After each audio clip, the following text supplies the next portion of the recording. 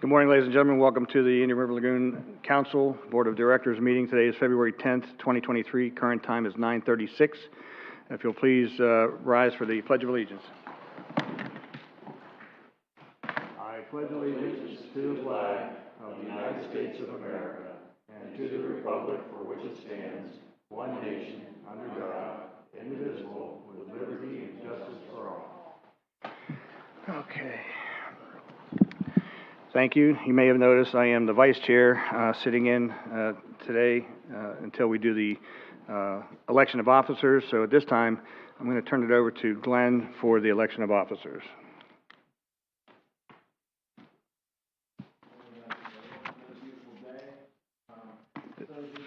Is your microphone on? How's that one? No? Your light's on. It does? How's that? There we go. Okay. Just a little technical. So good morning, and it's that annual election of officer time. I think you're all aware that we've had a long-standing tradition, and where the vice chair becomes the chair and secretary moves on up. So I'll turn it over to our chair, almost chair, for the election of officers. Is there a nomination for chair? Okay, well, we only have a couple hours, so we're going to have to hurry this up. Is there a nomination for chair? I would suggest that the process has been vice chair goes to chair, and then the secretary goes to vice chair, but that's up to you. So moved. Do we need any additional nominations? I'll be glad to nominate for vice chair for chair. Okay, so we have, are there any other nominations? Hearing none. The motion is to move me from vice chair to chair. All in favor? Aye. Any opposed? Thank you. Now we'll open the nominations for vice chair. And as I said, the history has been the secretary has moved up to the vice chair. If there's any change, we can discuss that, or we can have the vice chair, the secretary, be nominated for the vice chair. Let's have the secretary as the vice chair. All right. And so the secretary is? Mr. Brown. Mr. Brown. Okay. So any other nominations? Hearing none. All in favor? Is there a motion? We have a motion. Is there a second? Second. Motion and a second. All in favor? Aye. Aye. Any opposed? Motion passes unanimously. Thank you very much. Okay. And then traditionally you have the secretary role filled by another one of the elected officials. I think, is it Martin County or Indian River County's? Indian River County's turn would be next if you're going to follow tradition. So Joe, who is your, I know you're sitting in today, so who would be the general person? I'm the primary. Who is it? I'm the primary. Oh, you are? Okay, Susan okay. Swap, yeah. Okay, very good then. So is there a nomination for Indian River as the secretary? I'll nominate Joe Ehrman for secretary. Second. We have a motion and a second. Any other nominations? Hearing none. All in favor? Aye. Any opposed? Motion passes unanimously. Thank you. Thank you very much. Thank you. Okay. Chair, may I make a request? Sure. Okay.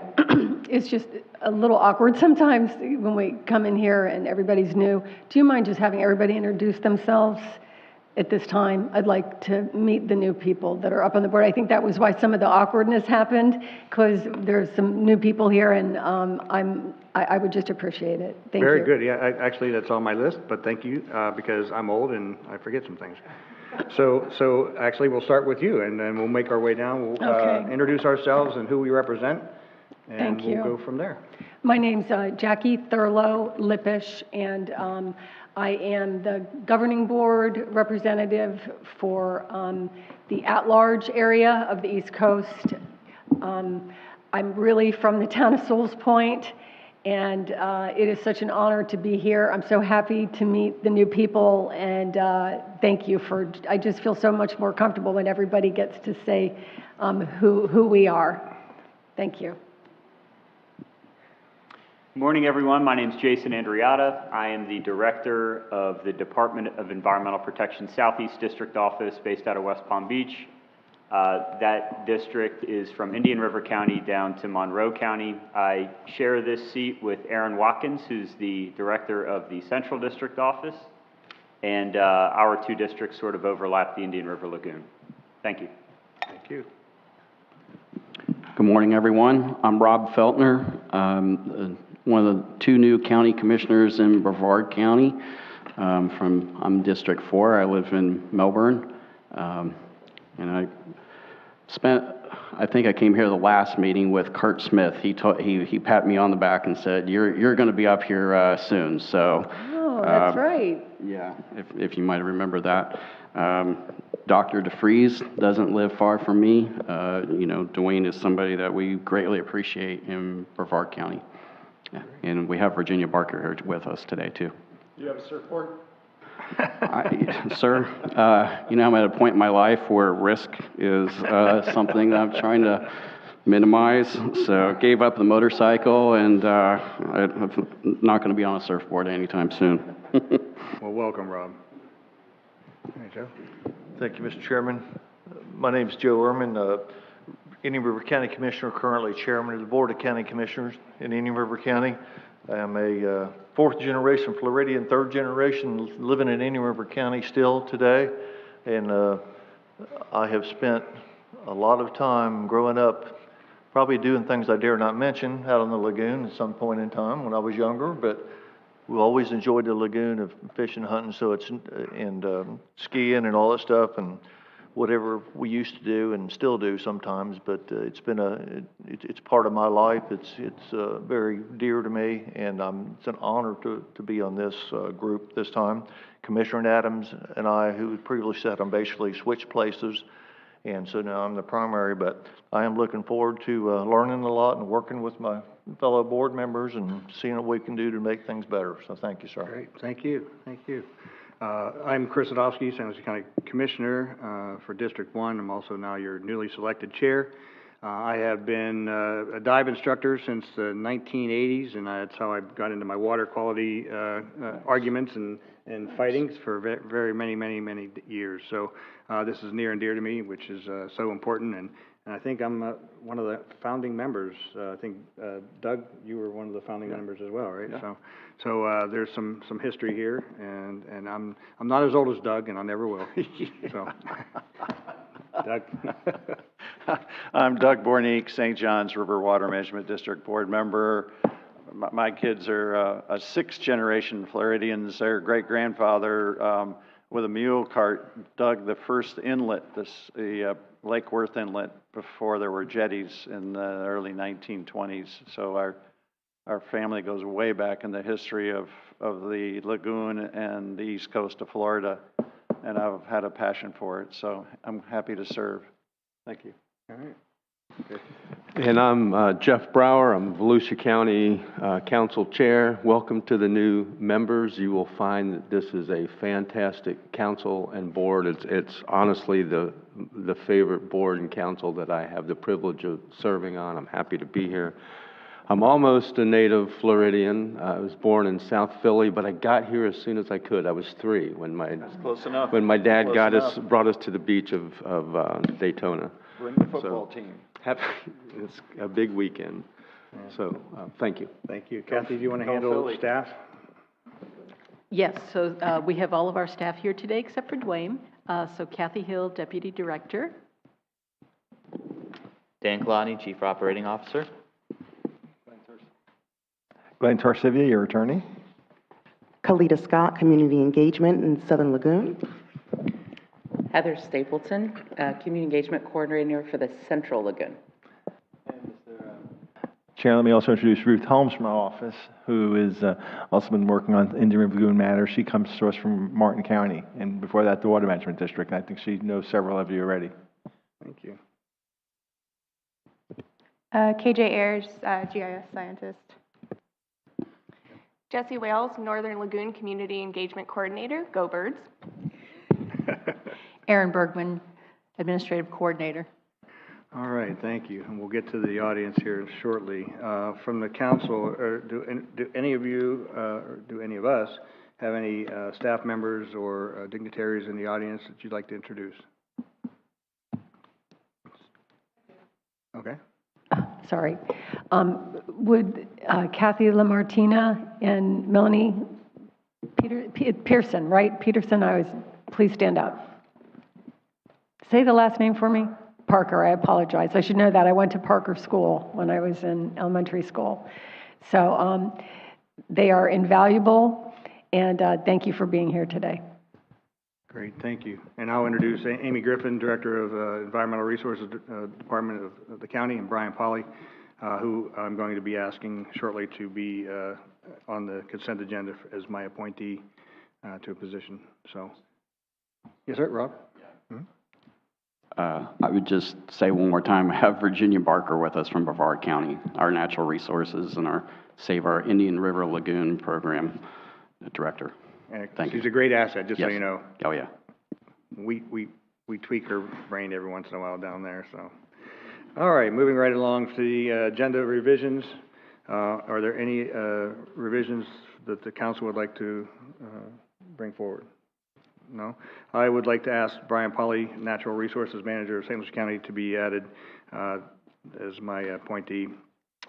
So that's what I'm going to add to that, if you're okay with that. All right. Otherwise, where am I at here? So resolution, letters, awards, who wants to handle that? I don't have We have none at this time. none. Okay, thank you. All right, we'll open up public comment. Anyone wishing to address the Indian River Lagoon Council, please come forward. Seeing no movement, we'll come back to the board, close public comment. All right, moving right along. Must have got my message that I had to get out of here soon, so thank you. All right, Dr. Jacoby, excuse me, water quality reports for the North and Central Lagoon.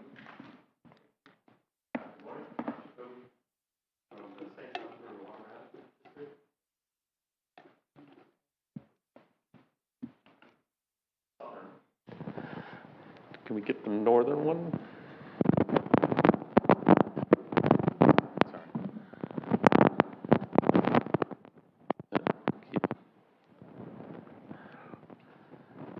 Okay, well, they may not be there.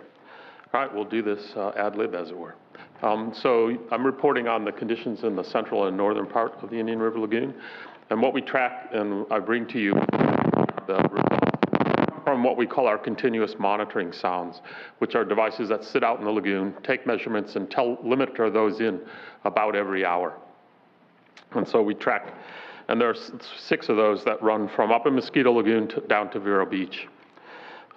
What we track typically are things like water levels. So last time I was here, we talked a bit about the fact that water levels change fairly dramatically with the 2 storms that passed through, the 2 hurricanes. And water levels now are sort of gradually coming down. So they've come down probably a foot to a foot and a half, generally speaking. Salinities have been up and down a bit. As we typically see, the 2 most saline, the 2 saltiest spots are Mosquito Lagoon up in the north and down by Vero Beach in the south, and that's where there's a little bit more access to inlets. The inlets are closer. Plus Mosquito Lagoon is fairly shallow, and so if we have warm, sunny days, you get some evaporation and the water gets a bit saltier. Titusville is sort of up the moderate level, and the other stations, which are O'Galley and Cocoa Beach and Banana River Lagoon, are what we call brackish, so in the teens in terms of salinity. So a little more fresh water still in those parts of the system. And you might expect that because some of those parts of the system, the water turns over fairly slowly.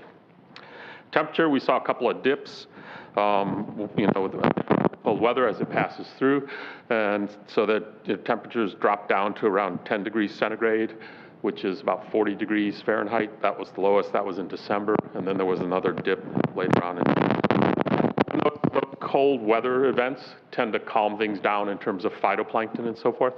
So that's been good. And in fact, phytoplankton has been relatively calm since we last spoke. So the lowest values, the highest values were at Cocoa and O'Galley, and there were spikes there. So what we look at is chlorophyll A, which is a pigment that these things contain that helps them convert sunlight and nutrients and carbon into their tissue. And that's the way we track the biomass. And there have been some spikes around Cocoa and around O'Galley, but the rest of the system has been pretty calm. The spikes didn't last very long. It's not the long, intense phytoplankton blooms that we saw that led to a lot of the changes with seagrass extent. With, not very high phytoplankton levels, dissolved oxygen levels have been good. All of them well above the 2 milligrams per liter, which is where we start to worry about hypoxia, where, fish and other aquatic life start to stress. The other thing I wanted to bring to you was the fact that the C1 canal rediversion, which is a project that the district did, has been functioning for the last probably about 4 years. First year or two were a little rough and ready sometimes, but it's pretty much hit stride now. And so, that's moving thousands of pounds of nitrogen and phosphorus out of the Indian River Lagoon. The canal was cut through the ridge, through I-95 basically, and so brought water from the west that would have gone to the St. Johns River naturally into the lagoon rapidly. And so what is done is there's a structure put in to hold water and then pumps put in to move that water into treatment areas before it's then sent to the St. Johns River, which needs the water and the lagoon doesn't. And I'll also mention that the governing board approved another similar rediversion for Crane Creek. So that'll be coming online. And I'll take any questions. Yeah, just a comment. This is exactly what we need to do all up and down the Indian River Lagoon, from Jackie's neighborhood all the way all the way up to the Banana and Mosquito Lagoon. So this diversion back out to the west, the St. John's, we need the water. The lagoon doesn't want it, doesn't need it. The animals don't want it. This is exactly what we need to do from one end to the other. It's perfect, and I appreciate Chuck's hard work on this.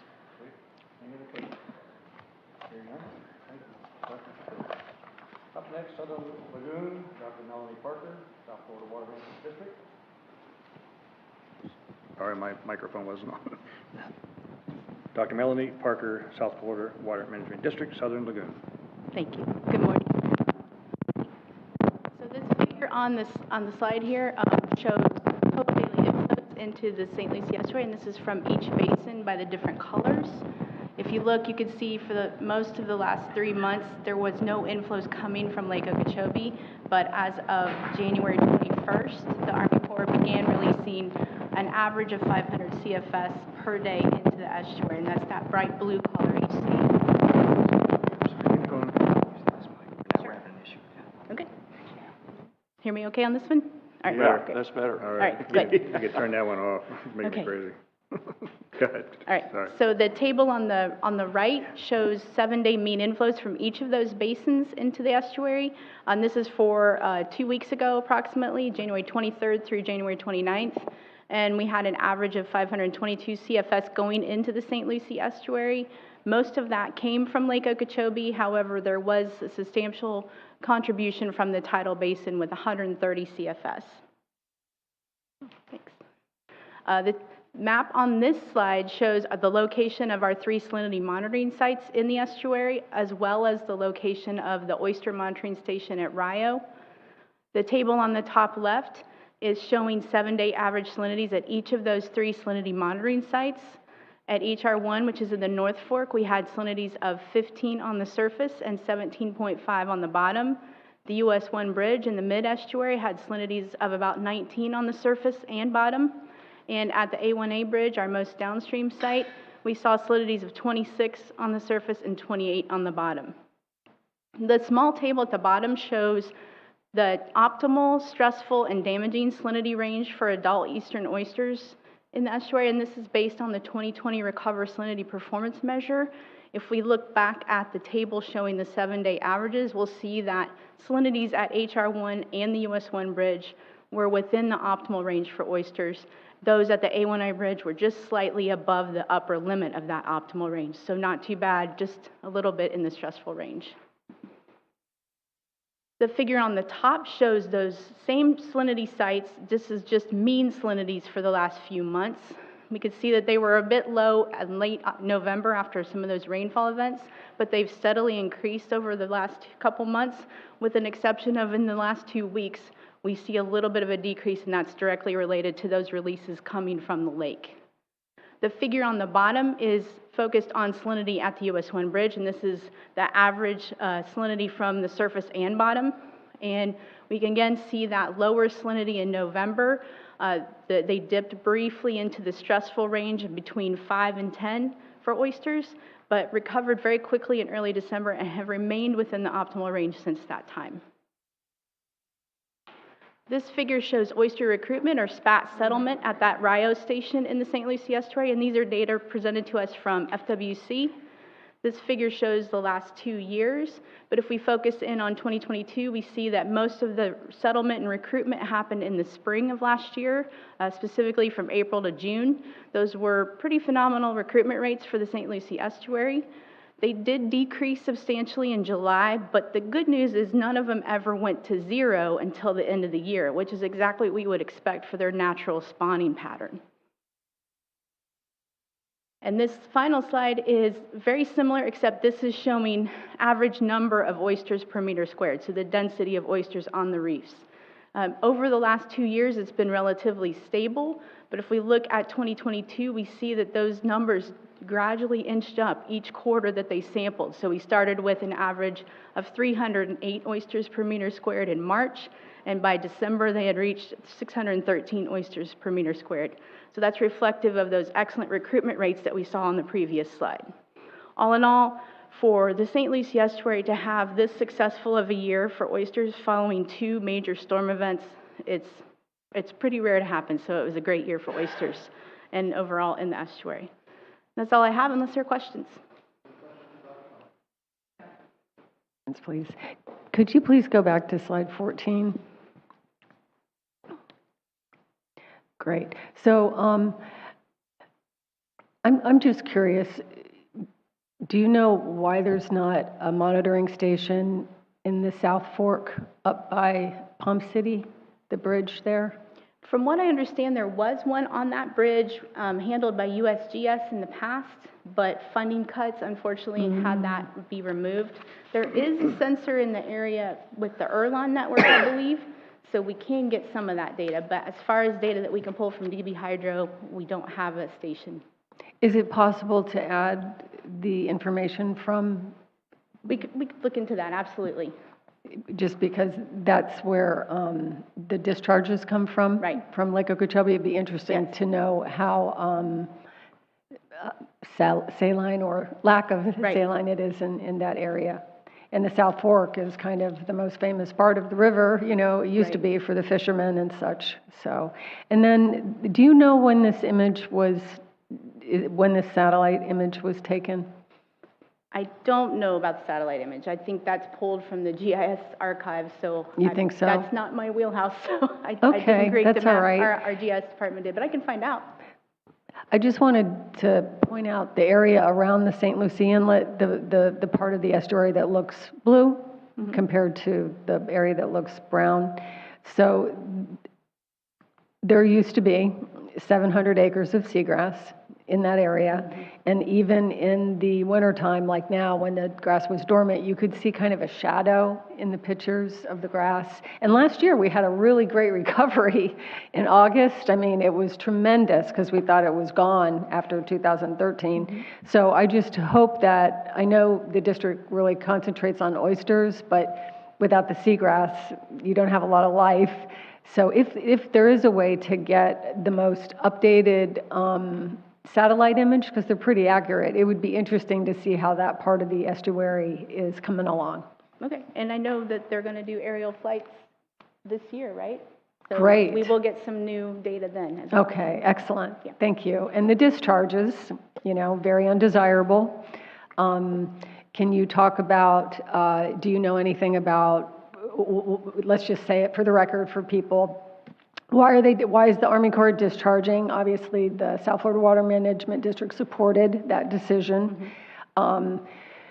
Where is the lake? What is our goal for the lake over the next few months, and how does it look? So the lake is higher than they would like to see, so the goal is to get the lake lowered in these dry months before the rainy season starts, so that we're ahead of the game a bit. This is the time of year when less animals are spawning. Can't say all across the board, but oysters, for example, are in their resting phase right now. Many other animals are as well. When temperatures are cooler, it's also less stressful for salinities to decline because high temperature is a stressor. If you hit that with a second punch of low salinity, that's a double, hit on those animals. So this is the time when they can handle it better. So in general, the goal is to get as much water out now in a controlled manner to get that lake lowered and not harm the estuary. And the good news is so far salinities are staying where they should. I did pull the latest numbers last night for the most recent week, and they only dropped about 2 points. So still in the optimal range for oysters, and A1A is still just a little bit above that optimal range. So really not much of a change. Well, that's great. And do you mind talking about what the prediction is for Lake Okeechobee this summer? There is concern about HABs, of course, or blue-green algae. What are HABs? I'm sorry, blue-green algae blooms because of all of the runoff from the storms. So another goal associated with getting the water out is to not have to release if there are blooms. But the latest report showed low to no possibility of a bloom right now, and that's because the temperatures are cooler and it's been windy. So. Okay, well, thank you. And I can tell you that people in and around the St. Lucie River are very concerned and very worried because we've lived through too many lost summers, 2013, 2016, 2018. Mm-hmm. The great news now is that we're talking about it now. It doesn't just show up on your doorstep. The district and the Army Corps are doing everything they can to make sure that that lake's in a good place so we don't get the toxic algae blooms. But it's very nerve-wracking that the district is, I don't know if the word's predicting or expecting, but they're not expecting a good year in the lake. And if it's high, we may have our hands full. So we have to be very aware. Right. Well, thank you. Yes. Okay, thank you. Doug? Yeah, your mic. Yeah, just real quickly, I know that we all know this, that they the Army Corps spent hundreds of millions putting a brand new levee system around the Hoover Dike with a seawall in the middle of it where that lake should be able to hold a lot more water than it is. But be that as it may, the lake this morning is at 15.94 feet. ET rates during the winter are very high. I'm just wondering why they're releasing when you have a levee system that was put there to hold more water, number one. Number two, the ET rates, the dry season's going to go till, at least through the first week or two of June. That's where it usually finally gives us and citrus enough water where we can irrigate from the C-series canals. In any event, I'm just curious why they're discharging in the dry season. The lake is in the 15-foot range now. That's pretty close to your regulation schedule that I just pulled up. It's close to that, and I'm hopeful they'll discharge a lot less because of the fact they have a seawall around that lake now. All good points. I will say that is a little bit above my station. I primarily make recommendations based on the ecology of the estuaries. So that gets factored in with many other parts, water supply, other things related to the lake. And I don't make those final decisions or recommendations, but... Yeah, I know you don't. Yeah. I just thought I'd point out to I know the staff, as you all have here, don't want any harm to the estuary here at all. We all don't. I know Jackie, where she lives, or my son lives right near Jackie on Sewell's Point, and they keep on me to say, Dad, stop it if you can. Please stop the discharges. And everybody's working on the same page on this. I know that well, but I'm just thinking in common sense. The lake is getting in that right range. We're heading into the dry season. I just would like to see pressure put on the Army Corps to reconsider and hold that water and not discharge it to the St. Lucie estuary. Understood. Any other questions, Dr. Parker? Hearing none. Thank you. Thank you. All right, move on to presentations. Today we have welcome back David Jones as to why we should focus on science, equity, diversity, and inclusion. Welcome back, Mr. Jones.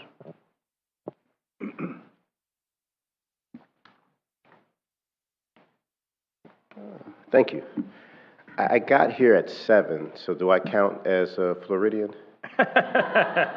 Pretty close. Yes? Yeah. Okay. I heard 3 and it was a yes. I was just like, I wonder if 7 gets me in as well. David Jones, but see, I appreciate it. Yes, I tell everybody I'm from Florida. I'm from Brevard County. I have a company called Diversity of Thought, Inc., so go Brevard, and congratulations for the elect, and congratulations to everyone who is new on the board. So I grew up in Brevard, and it's funny because as a kid, you know, you don't really know any better, and I just thought the Indian River Lagoon was ours. And then as an adult, I got older, I was just like, no, that doesn't make any sense because there's actually a county called like Indian River County, so it probably shares it as well. And then when I saw how big it was, I was like, wow, this is amazing. And when I saw this opportunity show up, I jumped all over it because I said, I think that we could do some amazing work together. And I think that the synergy was there because the way that we approached the work, because we approached this work from a science-based approach. So I think that's why our marriage was so beautifully put together. I understand that diversity, equity, and inclusion today breeds many different types of conversations. And I think I even know why it brings many conversations. My job isn't to judge how anybody feels about it. It's just really to understand the human behavior of why we might feel some type of way about anything. And I relate this to swimming. It's probably the best way I can put it. Now, I don't know, can all of you swim? Yes? Okay, I cannot. Now, huh, he what? Like a fish? Oh, he's part. Okay, so just as a heads up, I do want to learn how to swim because I do want to surf, and I found out in order to surf, you gotta have to know how to swim. So, you'll teach me? Oh, see, there you go. This works out. Thank you. So, but I related to swimming. I got here at 7. I'm from Texas. In the area that I'm from in Texas, there was a lot of pools. We were landlocked. And so the idea of swimming just wasn't there. And I got here, and everybody's like, we're going to the beach. We're going to swim. And I'm like, well, how do you learn how to swim? And they're like, they just pushed me in. And I was just like, no, that's dumb. Like in my head, everything about it said, no, run. I'm not going to have somebody just push me in the pool. And even as I got older, I just kept hearing that that was like a method that's used. Now, I know there's many other methods. However, I avoided trying to learn how to swim just because that fear was there. Now, my daughter can swim. Her mom and I both can't. So if something happens, she's going to have to save us.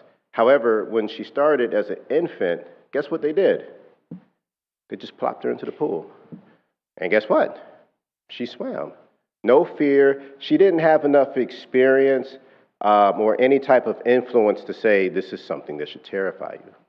And that's what I think is happening with diversity, equity, and inclusion today.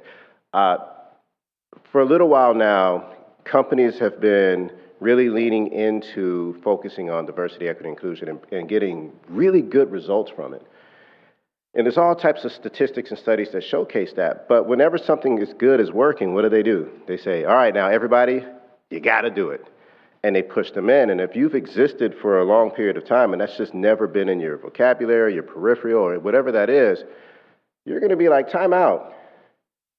Maybe this is scary. Maybe other people are telling me it's scary. We shouldn't do it. I'm not sure. So one of two things is going to kick in, my fight or flight. So if you're like me and if I'm around a pool and you play, I get super serious. I'm like, no, like, you're not going to get me in that pool. Or I'm just not going to be around a body of water. And that's what we see happen today. So what my company does is we don't push anybody into it. What we do is we highlight and showcase why maybe you want to get in this pool. Maybe you might be interested in dipping your foot in just to see what it's like. Because I understand that just like anything else, change is scary. And with human behavior, change is actually, we as humans, we absolutely, our brains hate change. So we take a science-based approach to get individuals interested on why this work can be beneficial to move missions. And we do this in several different ways. Number one, getting really clear on definitions so that we all are speaking the same language, because language is the ultimate connector and it matters. And so if I said, how would you define diversity? How many different answers do you think we'd get? Probably a lot. Or how do you define inclusion? So what we do with organizations is we say, based off what we're trying to accomplish, how are we looking at that? And we establish the definitions so that when we talk, people have a clear understanding of what it is that we're trying to accomplish. Same thing with inclusion, same thing with equity. And then we find simple ways to help individuals understand what we're trying to get across. So for example, as it relates to equity, and it's funny because for many years it was diversity and inclusion, diversity and inclusion. Like a few years ago they added the E and people were like, okay, what's that? And it was very necessary, equity. And this is just a simple way that we help individuals, one of the simple ways we help individuals understand equity.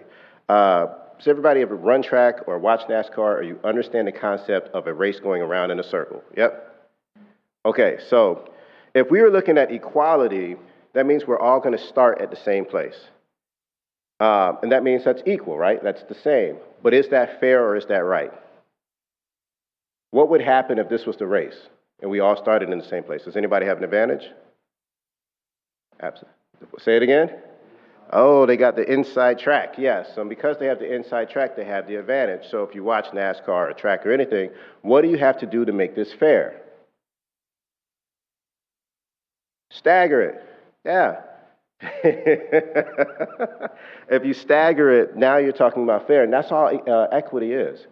It's really just taking a look at something and saying, even if we all started in the same place, there are some that may have an inside track. So let's stagger this just so that we can give everybody the same opportunity to finish in the same spot. So for us, like I said, we don't really, I don't like to tell people that this work is powerful or that you want to dive into it.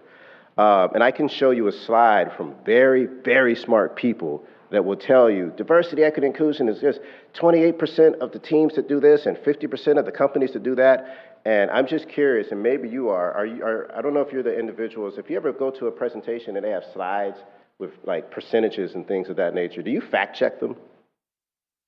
Thank you. I don't, man. And then I'll quote it too. I'll be bad. I'm like 50% of the people that do half of the work, 12% of the time. And I was like, somebody smart said it, so I'm going to quote it. And so I always feel like that's irresponsible of me to do that. So what we do is we have the audience showcase and prove the point that maybe diversity, equity, and inclusion is beneficial. And it could be something as simple as this. You want to know the benefits of it? We have to talk about exclusion. Now, I think every single one of us here are human. So think about a time you were excluded, because if you've been a part of the human experience, that means at some point in your life you were excluded from something. And I would ask you, give me an adjective of how you felt when you were excluded. Not afterwards when you overcame it and became amazing, because every single one of you did that. That's why you're up there. But I just need a couple of adjectives of how you felt while you were excluded. Lonely. Thank you very much, Commissioner. Hurt feelings. Say that again? My feelings were hurt. I felt hurt. Hurt. Lonely, hurt. Can I get one more? Isolated. I'll take lonely, hurt, and isolated. If people are going to work feeling lonely, hurt, and isolated, what do you think their productivity is going to look like?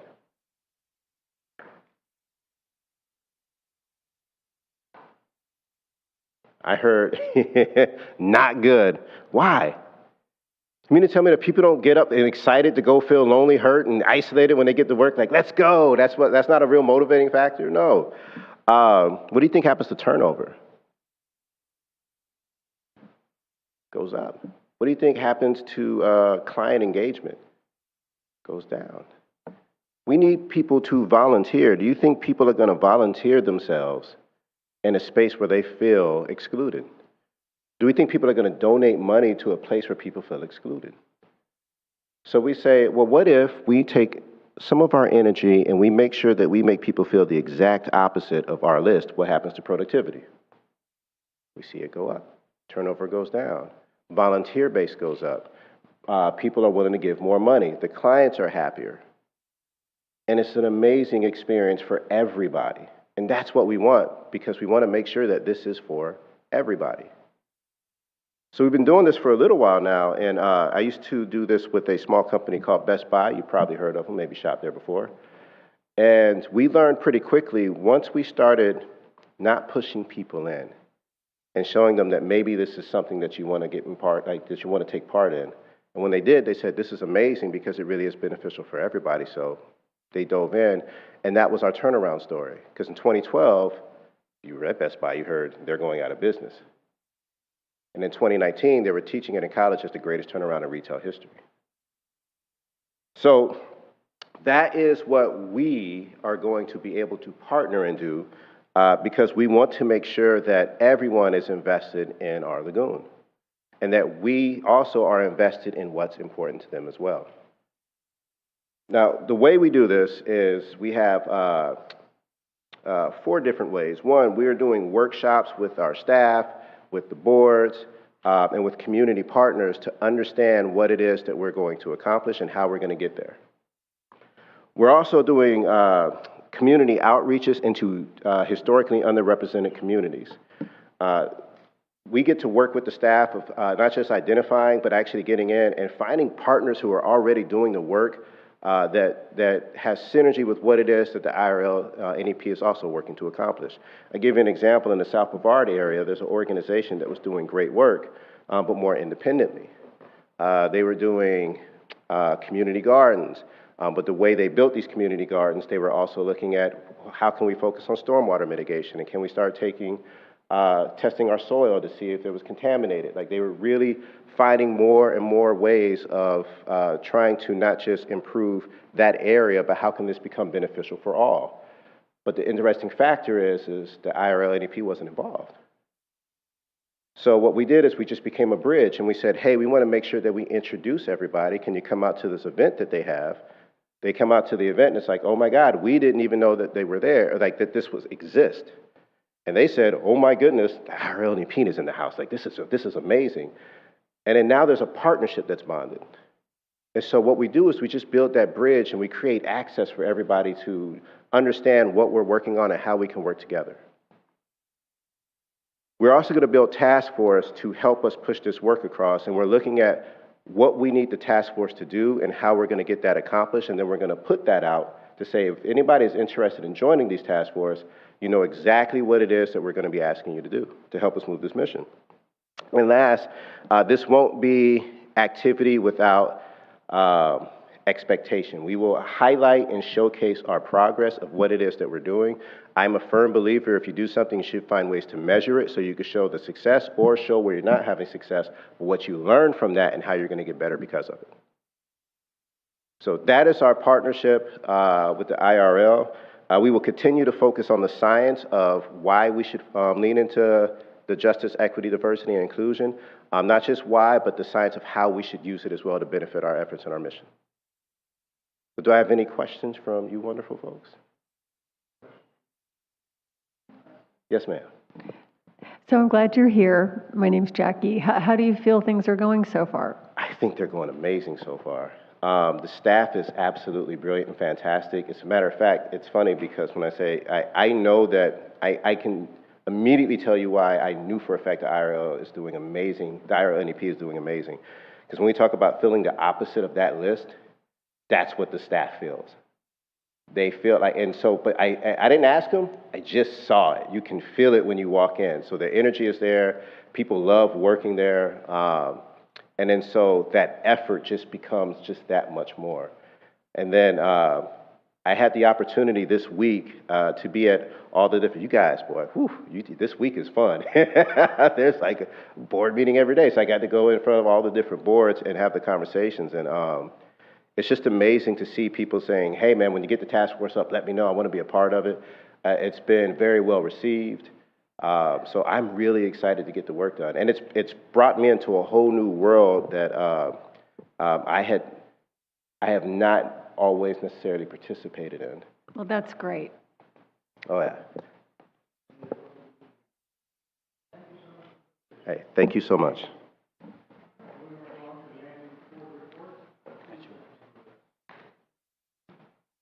In order to save time, Mr. Chair, I'll introduce Tom Carey now from Volusia County's Growth and Resource Management. Yes, good morning, Mr. Chair, honorable court board members, staff, and distinguished guests. Tom Carey, Chair of the Management Board. We had a good meeting on Tuesday, February 7th, 2023. 32 persons signed in on the attendance board and 6 on the guest sheet. We actually have 51 members that are listed on the website. We conducted an election of officers, and I was reelected to serve as the chair.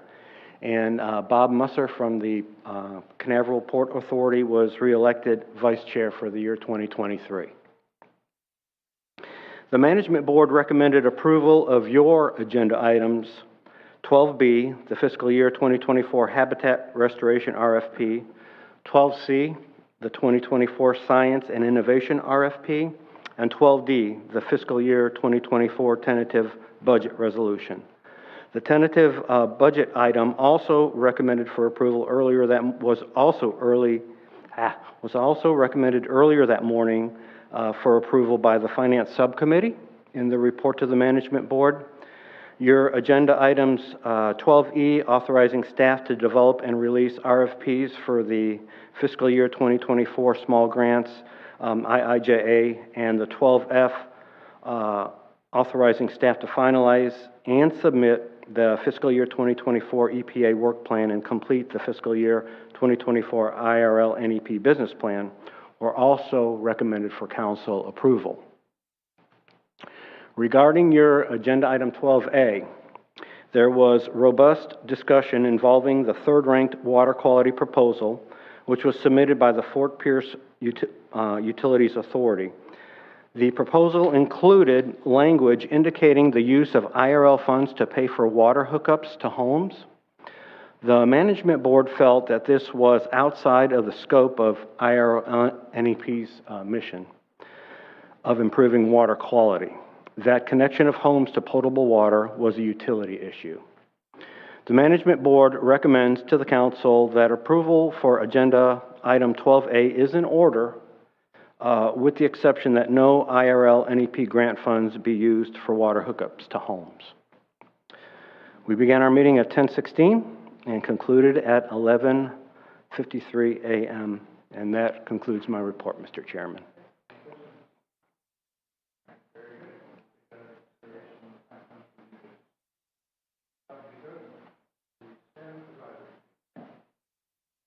Sorry, keep forgetting. Again, Chuck Jacoby from the St. Johns River Water Management District, the former and again current chair of the STEM Advisory Committee.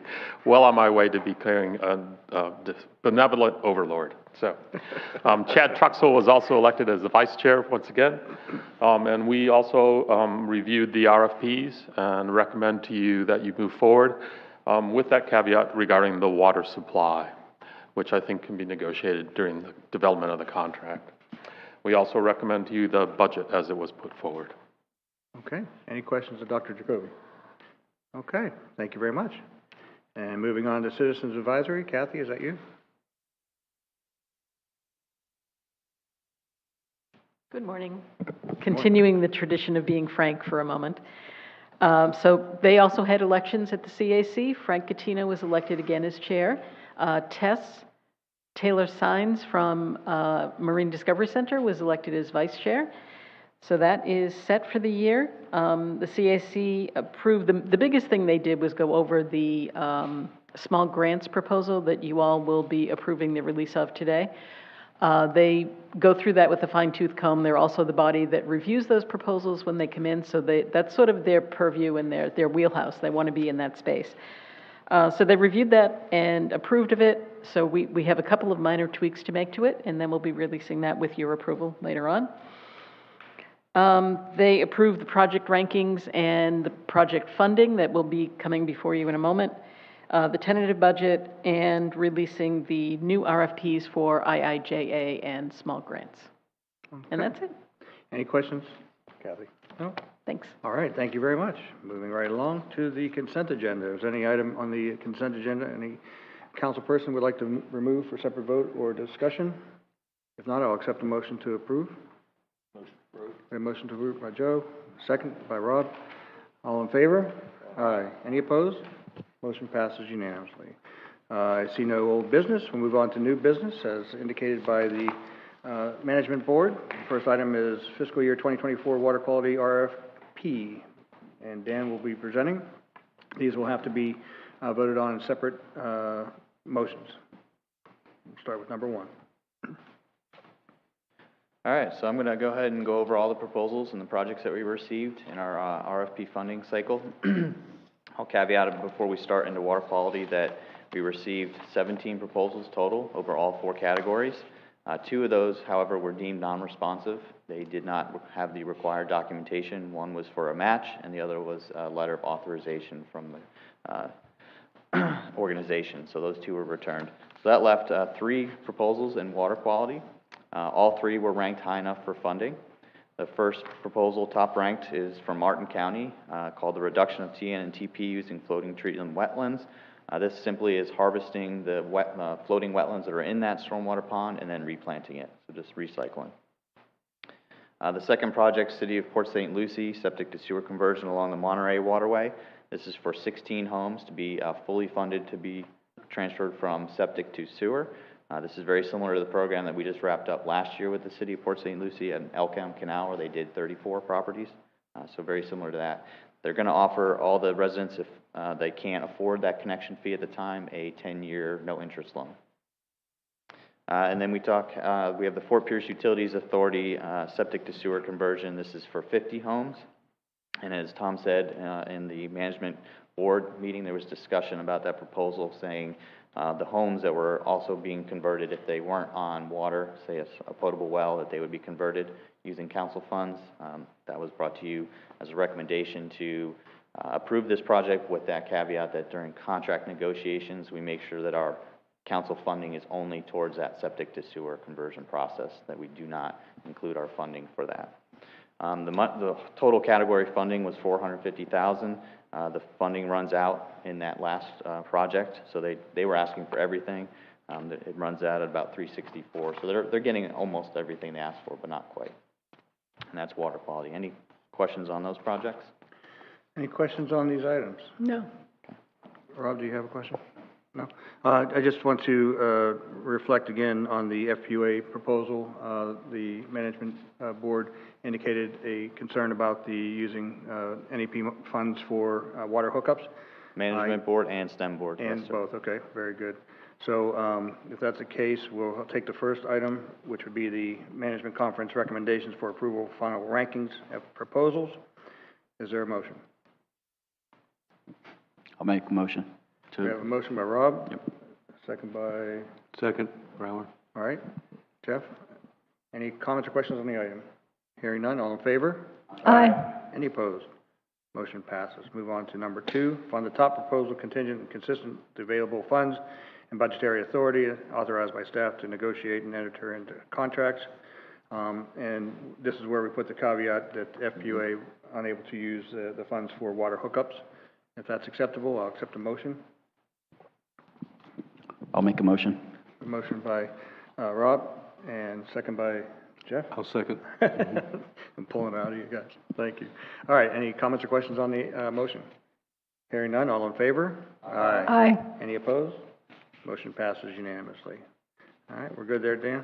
All right. All right. Moving on to item B, fiscal year 2024 habitat restoration and the RFPs. These will also be requested as separate motions on number 1 and 2. Okay, so there was 2 proposals received in habitat restoration category. The first one, top ranked. Let me start that. Both projects were ranked high enough for funding. The top ranked was from Florida Oceanographic Society, called Optimizing Serengodium Filiforme Production Factors in Subtropical Seagrass Nurseries for Restoration Applications. Serengodium is not an easy plant to grow compared to, say, Haliduli or Rupia. So this project is to kind of figure out the best and optimal way to grow that. So as the nurseries come online and we start replanting in the lagoon, they want to have a protocol for optimizing that growth. The second project is the City of Stewart's Southeast Illinois Avenue Living Shoreline Project. If this sounds familiar, it is. It's because we are currently funding it this current fiscal year. When the city started with that project, they realized they had some additional permitting and irrigation aspects that weren't in the initial proposal. So they came back to ask for those additional items, and they're doing again a 50-50 split. The initial allocation in this category, the money runs out in that project, but as you can see, they are going to be awarded close to exactly the amount they're asking for. So I think they'll be happy with that. Is there any questions on those projects? Any questions on this? Yeah, once in a while, I like show and tells, and if we ever could have a before and after shot of some of the stuff that we fund, it would be great once in a while, not all the time. I'm going to show some stuff in my project update, and then I actually will pose a question to the board regarding exactly what you're referring to. Okay. First item for a motion is to accept the NEP Management Conference recommendations for approval of final ranked list of proposals. Is there a motion? I'll make a motion. Motion to approve. Rob and Joe, second. Any comments or questions on the item? Hearing none, all in favor? Aye. Aye. Any opposed? Motion passes unanimously. I just want to point out, too, that as the folks at home are looking at this and seeing the graphs, you also see that there's always a match component to this. Oftentimes we, as county commissioners, move forward with things and we approve things, but we have, I think most of us have all begun to make sure that there's a match to whatever we do when there's nonprofits involved specifically. I know we're having that conversation in St. Lucie County. So I just want to point out to the public that there always is skin in the game for those who are participating in this process. Thank you. Dan, we'll go on to number 2. Okay. The second motion? Yeah. All right. So we will entertain a motion for number 2, which is to fund the top proposals contingent and consistent with the available funds and budgetary authority authorized by staff to negotiate and enter into the contracts with those applicants. Is there a motion? I'll make a motion. Motion by Rob. Is there a second? Second by Joe. All in favor? Aye. Aye. Any opposed? Hearing none, motion passes unanimously. All right, moving on to item C, fiscal year 2024, science and innovation. Back to you, Dan. All right, so what you might see at the top there is that says Category 4. You may think, well, where's Category 3? Category 3 is our community-based restoration. So those are the projects that typically use volunteers. We had no respondents this year to that category, and we were wondering why. What's going on? All the organizations that normally apply to that category are all at capacity. They all have projects going on, so I think it's a capacity issue with that aspect. So hopefully, maybe they'll have bigger capacity next year and we'll see some projects in that category. But moving on to Category 4, which is our science and innovation, we did receive 10 proposals for this category. The top 7 were all ranked high enough and eligible for funding. The bottom 3 you see there on that graph are not eligible for any funding. I just received last week, after I'd already made this graph, that the city of Satellite Beach had requested to withdraw from consideration. They actually got funding through FWC, so that project is moving forward, but just not with council funding. Based on the initial allocation, the top project is Florida Institute Technologies, suffocating sand, mapping hypoxia, and its impacts on benthic nutrients, Phase 2. Phase 1 is currently being funded by the council and is going on right now. So we just actually got our first quarter report from them, and some pretty interesting data coming out of that project. So this is just going to expand that effort. And there's a balance of $25,000 in that category after that project that could be applied to Moat Marine Lab. That's why it's highlighted yellow there. Usually after we see our audited fund balance, which comes through usually around May, and we do our final budget, we'll see how much money we have left, and we can go down the list. And I'm anticipating being able to fully fund that Moat Marine Lab project. Okay, any questions? Hearing none, I heard no exceptions by the management conference, so first item is to accept the Indian River Lagoon National Estuary Program Management Conference recommendations. Is there a motion? We have a motion by Joe, staff recommendation. Is there a second? Second by Rob. Any comments or questions on the item? Hearing none, all in favor? Aye. Aye. Any opposed? Thank you. Motion passes unanimously. Next item is to fund the top proposals contingent and consistent with the available funds. Is there a motion? So moved. We have a motion by Doug. Is there a second? Second by Rob. All in favor? Aye. Any opposed? Motion passes unanimously. Okay, moving on to item D, fiscal year 2024 tentative budget. All right. And you're a busy man today. So I'm going to go over our tentative budget, and as you may see, this does not include any fund balance forward from prior fiscal years. This is a straight one-year only revenues and one-year only expenditures. Once we get our audited fund balance, like I said, sometime usually in May, and we have the final budget, you'll see that audited fund balance come forward, as well as all those expenses from prior fiscal years. So in our revenues, when we're looking at it, we have $800,000 for our Section 320 work plan from the EPA. You may remember hearing a letter from Dwayne around the holidays saying, we're expecting possibly $850 as part of the omnibus bill budget. That did not pass, and with the new change in leadership, we're budgeting a little bit more conservatively to $800. Should we get that additional $50,000, we'll find that out usually sometime around end of February, early March. It would go into the communications line item, which I'll show you here in a minute in that work plan. We also have our federal infrastructure investment jobs law revenue at $909,800. This would be your year 3 of the 5 years. We also have an estimate of license plate revenue at $125,000, and remember that just includes Volusia, Brevard, and Indian River. The other 3 counties, St. Lucie, Martin, and Palm Beach, all get transferred to South Florida Water Management District. And then we have our fixed interlocal agreement member contributions at $1.5 million. So that brings total revenue without any fund balance forward at $3,334,800. Going through expenditures, I'm going to go line by line on these just so you can see it all. Our other expenditures line at 2481009 includes 4 categories. The first one is our strategic program, which is all those RFPs we just went over, as well as small grants at $25,000 and support of technical conferences and workshops also at $25,000. Then we have our Section 320 work plan at $800,000. There's A through K on that. The first one is an herbicide impact study partnership with St. Johns River Water Management called TOX 3. So they're going to be doing an expansion of that, looking at the herbicide impacts to the lagoon. We have our 5th and final year State of the Lagoon Technical Report contract with Applied Ecology. So that project should be wrapping up, and you should see a State of the Lagoon technical report coming out at the end of 24. Then we have our communication support. This is our web graphics, videos, design, social media, infographics, publications, and that's at $117. Should we get that additional $50,000 in our appropriation from EPA, that will go into that line item. We have our 5th year of the biodiversity contract with Smithsonian at $25,000. We have our 5th year contract with, it's WSP now, they used to be Wood Infrastructure and Environmental, and that's for the central station that's currently up and running. And then you can see right below that we have the operation maintenance for those 2 new stations, and they're just wrapping up the design and overlay of those, and that was part of your consent agenda, was that contract with them to kind of finish that process. And that's going to get those 2 stations up. One's going to be at Playa Linda Beach at Canaveral National Seashore, and the other is going to be at Indian River Park in Martin County. We have our 3 community engagement coordinators, just the salary. The fringe portion is going to be in the salaries and benefits line item below. We also have harmful algal bloom monitoring contracts continuing with UF and FAU at $150. Part of our EPA work plan, there's a mandatory travels part for $10,000 as part of that agreement. We also have our project inventory and prioritization service contracts with Tetra Tech and Balmoral. And then we're bringing back grant writing support.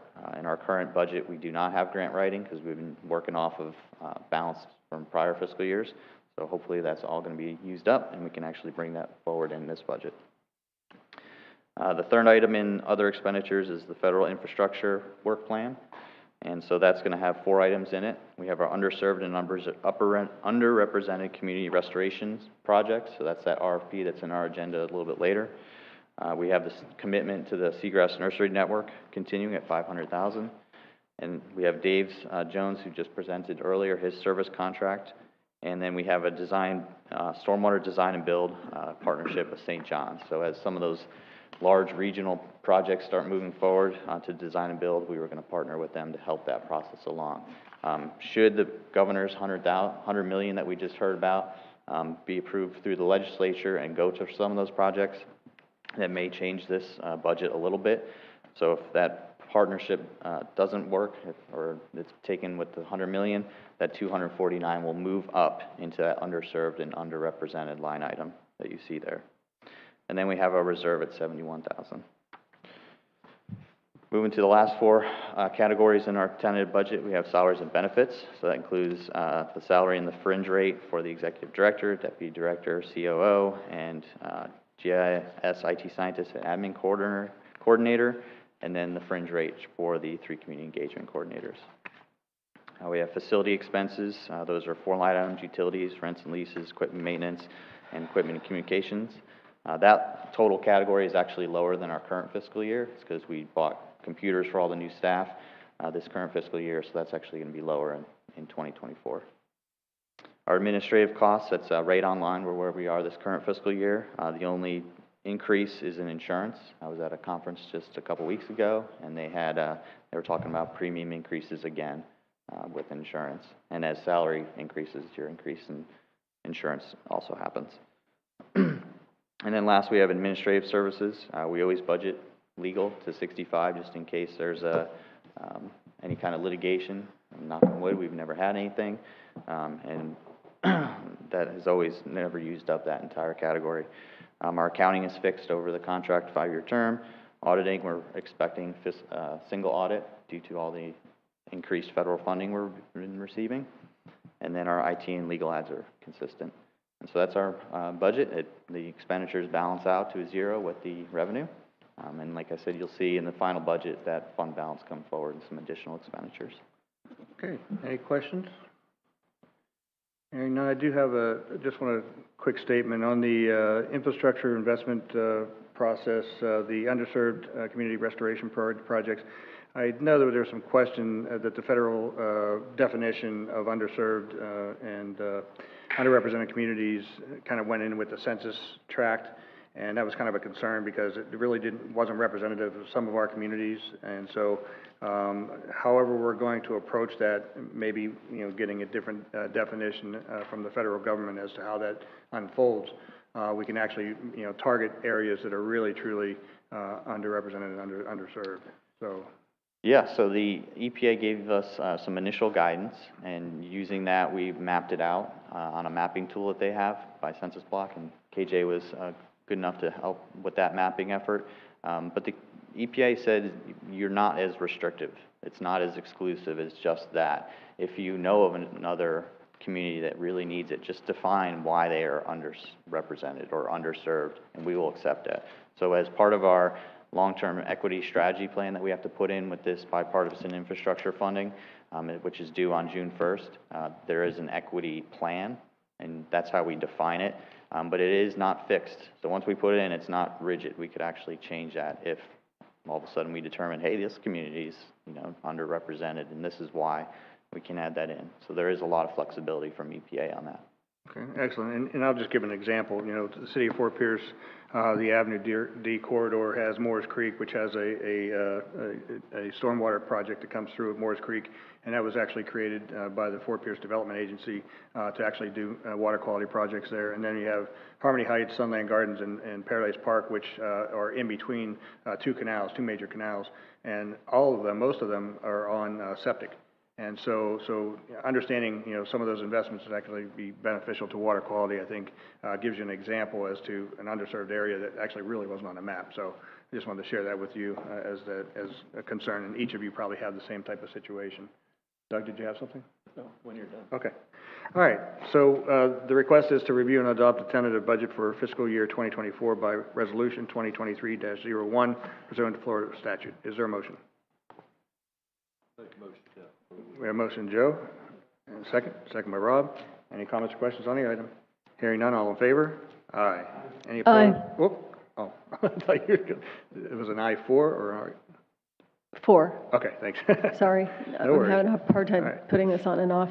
All right, next item will be the upcoming RFPs. Dan, you're back on small grants and Yeah, so as Kathy said with the CAC, we usually during this time frame release the small grants application package, and then that will have a due date of sometime in April, and the CAC will review all those proposals and then bring back a ranked list for consideration for y'all at the May meeting. So we're just asking for authorization to finish that, release it, and do the process of going through those projects. And then also that fiscal year 2024 priority communities. So that what you saw in that bill work plan, those underrepresented and underserved communities RFP. That one's still in development. It's not nearly as close as the small grants is. And actually, when we think about these small communities and some of the ones that are underserved, you know, our normal turnaround time for RFPs is only a couple months. We're thinking about opening this up maybe a little bit longer and bringing them back to you in August for consideration. That way, some of these communities that don't have the capacity to put together a proposal in record time can actually have that time to go ahead and do it. So that's where we're thinking on those. And so we're just asking for your authorization to finish developing and release them. Do I need to take these in separate, or can I combine them both? Can I combine them both under one motion? Yes. All right. Is there a motion to accept the upcoming? I'll make a motion. Motion by Rob. Is there a second? Second by Joe. All in favor? Aye. Any opposed? Motion passes unanimously. Great. Thank you. Moving on to item F, the EPA work plan. All right, so as part of our EPA work plan, which I highlighted there in the tentative budget, line by line, we have to have that into EPA by June 1st. And so it just authorizes us to develop that and submit it. And now should EPA come back with additional funds, I will have to wait and come back and bring that forward to you again in May. But if it's at the 800 that we're kind of anticipating, then this authorizes us to finish development and submittal. And then the work plan, the business plan, I'm sorry, is kind of inclusive of everything. So the work plan with EPA is just the Section 320. The business plan will include all those other RFPs that we went over, so our strategic plan, as well as the EPA work plan and the EPA's bill work plan. So it's actually kind of 3 work plans put together. And that just lives on the website. It's kind of like a bookend for the year. So that's the beginning, and then the annual report is the document that kind of highlights what we've done over the whole year. Okay. Any comments or questions for Dan? Hearing none, we're looking for a motion to authorize staff to finalize the... We have staff recommendation by Joe. Any second? Second by Rob. Any comments or questions? Hearing none, all in favor? Aye. Aye. Any opposed? Motion passes unanimously. Moving on to staff reports. Communications, and Kathy.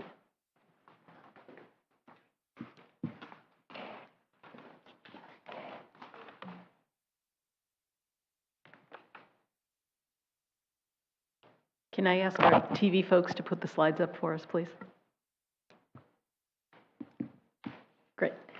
All right, so with our 3 new community engagement folks, they came on in December. I think Jesse joined us first, and then Heather and Kalita came on together. This is just a summary of social media. You're going to see as we're moving through this a little bit, though, where these folks have been killing it in social media. So our engagements are starting to go way up. And I expect by the next time I give you a report like this, you're going to see some very clear differences between previous months and new months. So this is just our Facebook summary, top performing posts in October. And you can see the difference between October and November. Basically, every time we put a picture of Dwayne somewhere, those posts go crazy. So that was a good one. And then December, this was our photographer, the woman who took the cover shot of the calendar. So we put her on and people went crazy for that. So that was a great one. Oh, I'm sorry. Thank you. Instagram, and this is where you can start to see the real boost that our community engagement folks are giving us. So in October, we did just something about the wheel. November, just a basic post. And then in December, look at the difference in reach and shares and things of that nature. So December, when these folks came on, started doing videos for us, started really engaging people, our numbers, our metrics went way up. Twitter is basically holding its own. You can see there that some months are up, some months are down. There's really no consistency in this voice. So we are talking to ideas and talking amongst ourselves about ways to improve that, but we're not there yet. YouTube is doing very well. So the Ideas folks have partnered with a marketing company. And I will admit to you that what they've done for us is way above my head. But they have optimized all of the links on our social channels, our website, the YouTube channel, everything. And we are getting lots more engagement there, lots more metrics, lots more eyes on the materials that we're producing. So we're doing really well in that respect. We've had 150 folks download our podcasts, and those are available to everybody where you get your podcasts. You just have to go look for it, look for One Lagoon and the One Lagoon podcast. You can see where the downloads were there. So the Seagrass one that we did with the folks from St. John's was our number one thing, which I would have expected would be the one that everybody's interested in. But we also did one with Keith Winston from the zoo about the aquarium project in Brevard, one with FWC about manatees, and one with Dwayne and our staff about what the One Lagoon mission is and what the issues are in the lagoon. So all of those, really good feedback on them, pretty well received by everybody. We haven't gotten any flack from anybody and no complaints. So we're happy about that. We are going to be doing 8 more this year. So if you all have ideas about who would make a good podcaster, we're looking more for conversations and not interviews. So if you know anybody who would be great to just sit down and talk to, we are going to produce 8 more of these this year. So we're starting to kind of map that out with ideas, and any suggestions are welcome. These are just some highlights from the community engagement folks. So like I said, they hit the ground running. We have tasked them right now for probably the first 3 to 4 months of just building their networks, engaging with folks that they don't know to make sure that folks know them and they know these folks in their territories. So just a few metrics. They've been to 9 webinars already, 23 events already, 13 meetings, and have done 42 outreachy contact kind of things with people. And you can see there what their highlights are. I'm not going to take the time to read those to you, but you can read those. And then I do want to call your attention to this. Yay, it's done. It's upside down, but that's all right.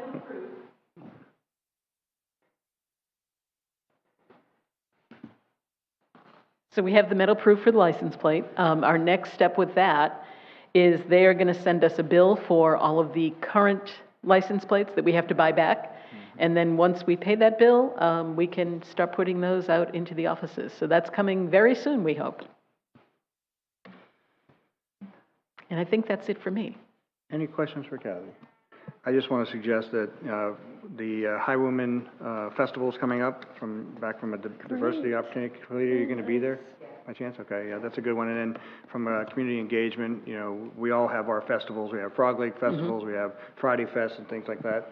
That's a good place for community engagement. Yep. And then the other is from the social media side. I think it would be really reasonable to engage tourist development councils in each of the counties, because then you can get that tie-in. As visitors come to our websites and our social media, that transfer of information can occur, especially when we do stuff about the lagoon. Obviously, it's a highlight for all of us with fishing and diving and just being around the water in general. I think there's a good connection there and might be an opportunity to Yeah, and these guys are aware of that. We've asked them to work with the tourist development councils. And also, Jesse had a good idea that when you think about One Lagoon, we would love for folks to start using the One Lagoon hashtag. Right now, it's just us and maybe 1 or 2 other organizations that use it. But when you and your folks are out in the field or you're doing something related to the lagoon, if you would just tag it with the hashtag One Lagoon, we will share that out on our social, and that will amplify whatever the message is. So that would be great with our projects too, our stormwater absolutely, projects. yeah. As projects get done, tag them with One Lagoon. Can you send us an email? Just Sure to will. remind us, kind of give us a blurb, and Yep. that way we can send it to our departments that are engaging in water quality specifically. We will do that. Yep.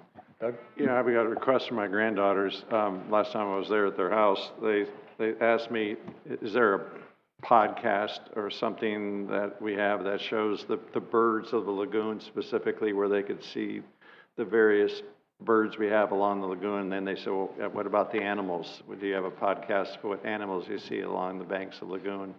And the fish in the lagoon, what are the primary fish of the lagoon? And that caught me. I said, I don't know if we have that product. I know there's books that give it at all, but not specifically where they could look and see, oh, that's an osprey, that's an eagle, that's a seagull. We sure do have that product. Oh, And you do? Actually, yeah. Before I even came to work for this program, I worked for Smithsonian Marine Station, and I was the project manager for the IRL species inventory. And that was how I got to know the program and how I came on. So that was like 2000. And we've had that since 2000. It's irlspecies.org. Got it. And send them there. They can look up the common names, or they can just see, you know, birds of the lagoon or fish of the lagoon. And most of those things have pictures now. So there's a great photo library on there. Really good species information. Not just because I wrote a lot of it, but just. But and they have continued that. That's what we work with Smithsonian now. So that is continuing. Great, thank you. Any other questions or comments? All right, move along to the information technology and data science update. KJ. Hello, everybody. Hello. Can you get it up on the screen, please? Awesome. Okay. So we finished up the FDEP INV13 GeoCollaborate summary. We kind of finished up the project. It was a 1.5-year project, 2-year project. I came on a 1.5 years ago. So we completed our final 2 webinars. We completed our final 2 webinars on December 12th and December 13th. We had about 50 participants for each of those. And they were everybody from FWC, we had DEP representatives, we had NOAA representatives, the Aquatic Preserve representatives. There's a lot of people that were actually interested in our webinars, which was awesome. We submitted our final report on January 31st, the deadline for that proposal. And again, thank you to everybody on the team that helped me with that. But we basically did a SWOT analysis on the pros and cons of using GeoCollaborate to share harmful algal bloom data. I also created kind of like a little blurb, a little summary of everything that we've done for the grant on our website. So you can go to our projects and there's a GeoCollaborate tab. And it talks about each of the tasks and each of the deliverables we've had. We're trying to keep it transparent so you can see where the money went and what we did with each. We also have all of the videos from the webinars, as well as every presentation that we gave. We gave one at Restore America's Estuaries in New Orleans. Chuck gave one at ANEP last year, and then also too, we did a poster at the IRL Symposium about the project. So this was kind of, I threw it all together real quick. It's a lot to go through, but once this report is accepted by DEP and we've gone back and forth about the draft, it will be available on our website as well. But we identified the strengths, the weaknesses, and kind of talking about opportunities for utilizing technology like this. I'm sorry I'm staring at you, but you're with DEP. And then we've also talked about some of the threats of using a data set, using data sets, and kind of like how to QA, QC it, and also to dealing with kind of a historical data log. So besides thank you to FDEP for the funding, thank you to everybody on our team. Chuck, you were amazing. Dennis Hanasak at Harbor Branch was amazing, as well as everybody on our team, and Dr. Ellen Prager and Dave Jones with Storm Center Communications. We have new people on the team, so giving a little bit of update on Envirothon. So we have 22 teams registered, super excited, from each of the counties.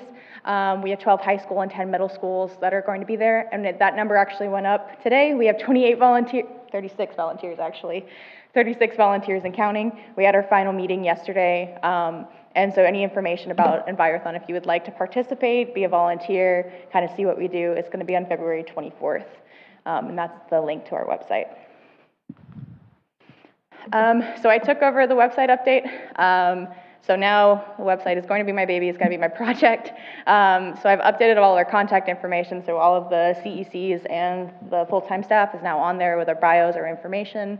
I'm currently in the process of working on a comprehensive list of every single project the NEP has funded.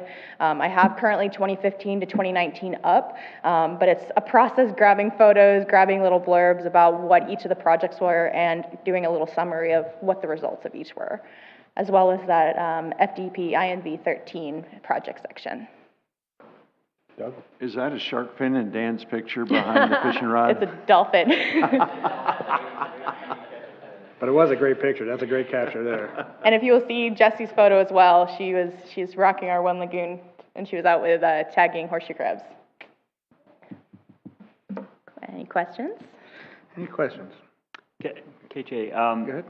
I was at the Blue-Green Algae Task Force meeting last week down in Miami, and they were talking about something like GeoCollaborate, just as far as data collection and using that to maybe detect or predict algal blooms. Have you engaged, or has the task force engaged with you at all on GeoCollaborate?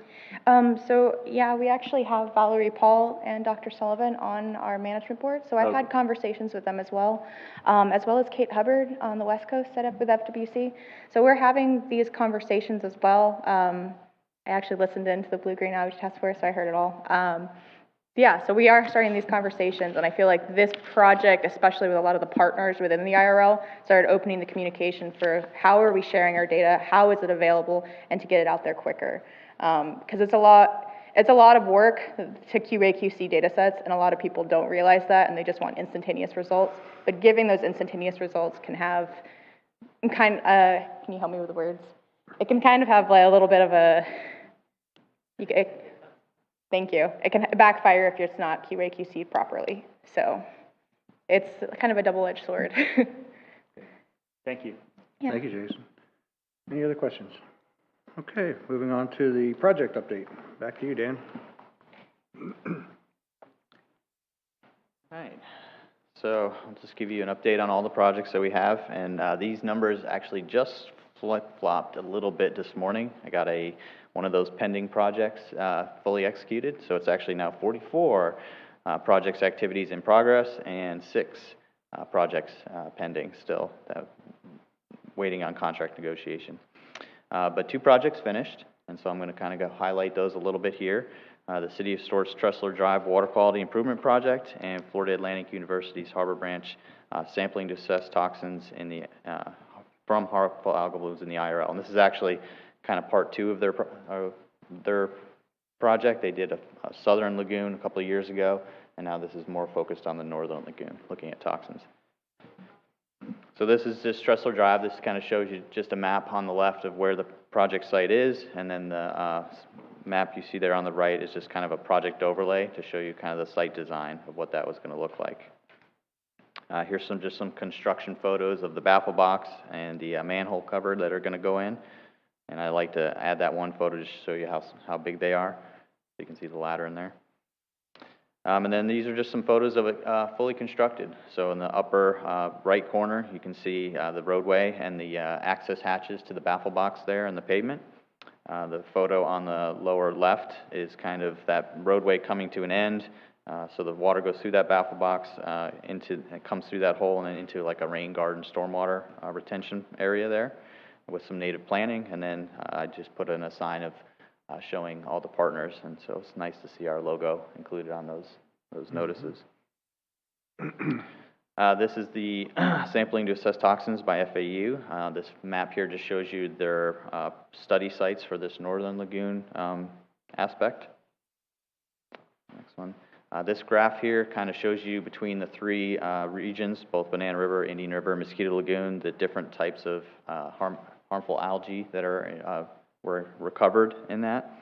And so you can see Banana River and Indian River had a lot of different players, whereas Mosquito Lagoon was just mostly pyridinium. This is the Indian River side looking at saxitoxin. So this is the little toxin that's produced from pyridinium. And you can see here in this graph that mostly in the late to the end of the study period, kind of end of summer, early fall, is when the highest concentrations were. And it makes sense. That's when everybody likes to go kayaking, see the bioluminescence. These next 2 graphs is for pyridinium, and this is just showing kind of overlaying the toxin concentration with the abundance. And so you can see they saw that as there was higher abundance of the algae in the water, the concentrations were also higher. And then I added there at the bottom that it was water temperature and abundance were the most influential parameters for actual toxin concentrations, which makes sense. It's hotter in the summer, and there's more in there. Now this is just microcystin, so a different type of toxin created by the blue-green algae. Similar patterns you see here. Towards the end of the study period, the higher concentrations of that toxin. And then this overlays the abundance and the concentrations. However, there was no correlation between abundance and toxin concentration. So if you look at like May there, the abundance, that blue bar, is really low, but the little diamond, the toxin concentration is really high. So there was no correlation there, but they did see that temperature was a correlation. So as it was hotter, you'd have more toxin. It didn't necessarily have to have a lot of algae in the water for high concentrations. And so that's what I have. And so I wanted to kind of pose to a question, because Chuck didn't say that there was some robust conversation in the STEM committee regarding these, and they really wanted, because I'm not the actual PI, I'm just kind of giving you the high level overview of these projects. They wanted the actual people that did these projects to come in and kind of brief the boards on those projects once they're finished, so they could ask them some more in-depth questions. And so I'm going to ask if you would like to see something like that. You know, do you want me to just continue these little overviews, or would you like, as kind of Doug alluded to, have those partners come in and kind of give you a little presentation on the projects?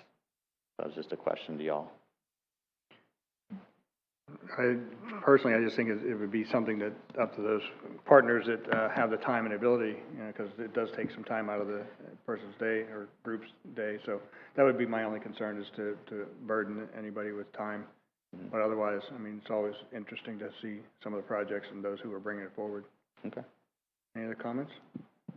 Yeah, I agree. If they're willing, I'd love to hear from them. If they have the time. Okay. Yeah, if you'd like, I can come to back to you with some ideas on how that may look, and see what y'all think. Okay. In May. Great. Thank you. Thank you. All right, on to Executive Director report. Kathy will take this one today.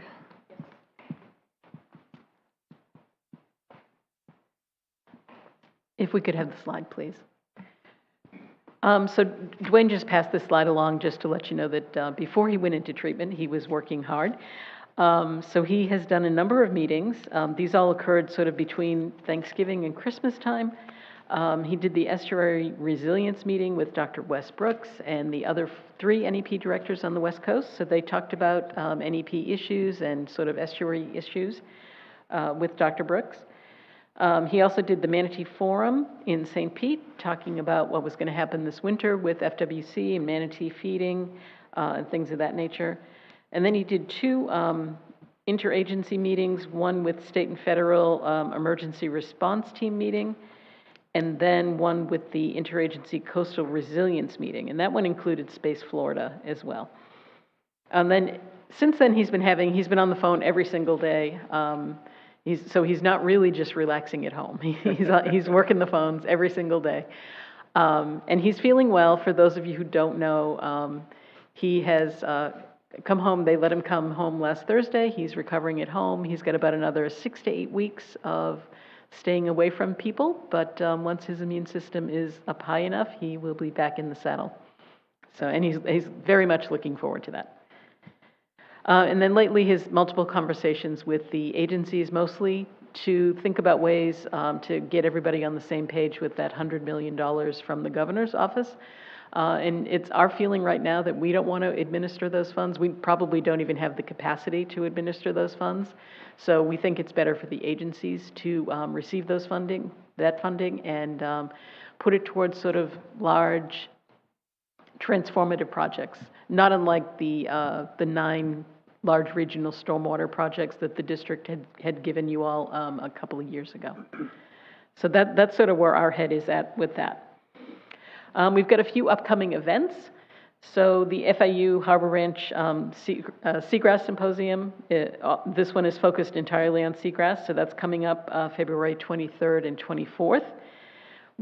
Staff is going to EPA in March for an ANEP Coastal States Organization, Restore America's Estuary, and the Research Reserve organizations will all be meeting together for a few days, and then the ANEP, just the estuary programs, will be meeting for a few days.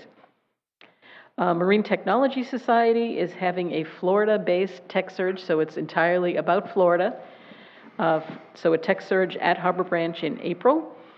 And I believe registration is open for that, so you can register at that link.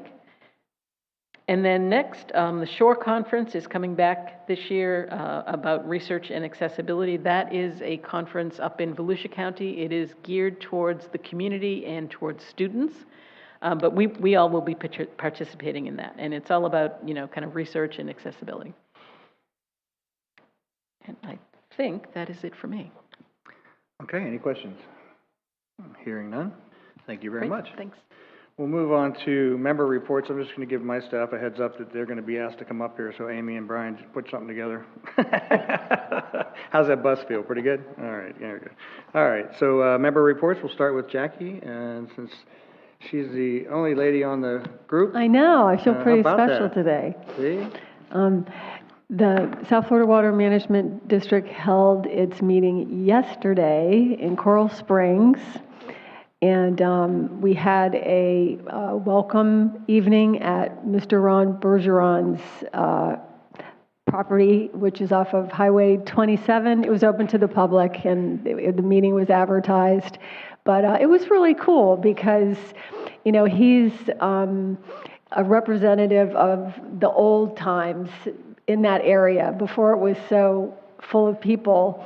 And like all on the walls, it has pictures of the rodeo. I mean, the rodeo was huge. And just like even his daughter, his beautiful daughter, I mean, is like on these horses and they're riding these rodeos. And it was just really wonderful to kind of see. Of course, on the way down, I got totally caught in traffic and was just stuck as like, you know, all the people are in a bad mood and there's buildings all over the place and you're thinking, oh my gosh, this used to be like Stewart, you know, this used to be small and the big thing in town was the rodeo, and now Broward County has 2 million people in it.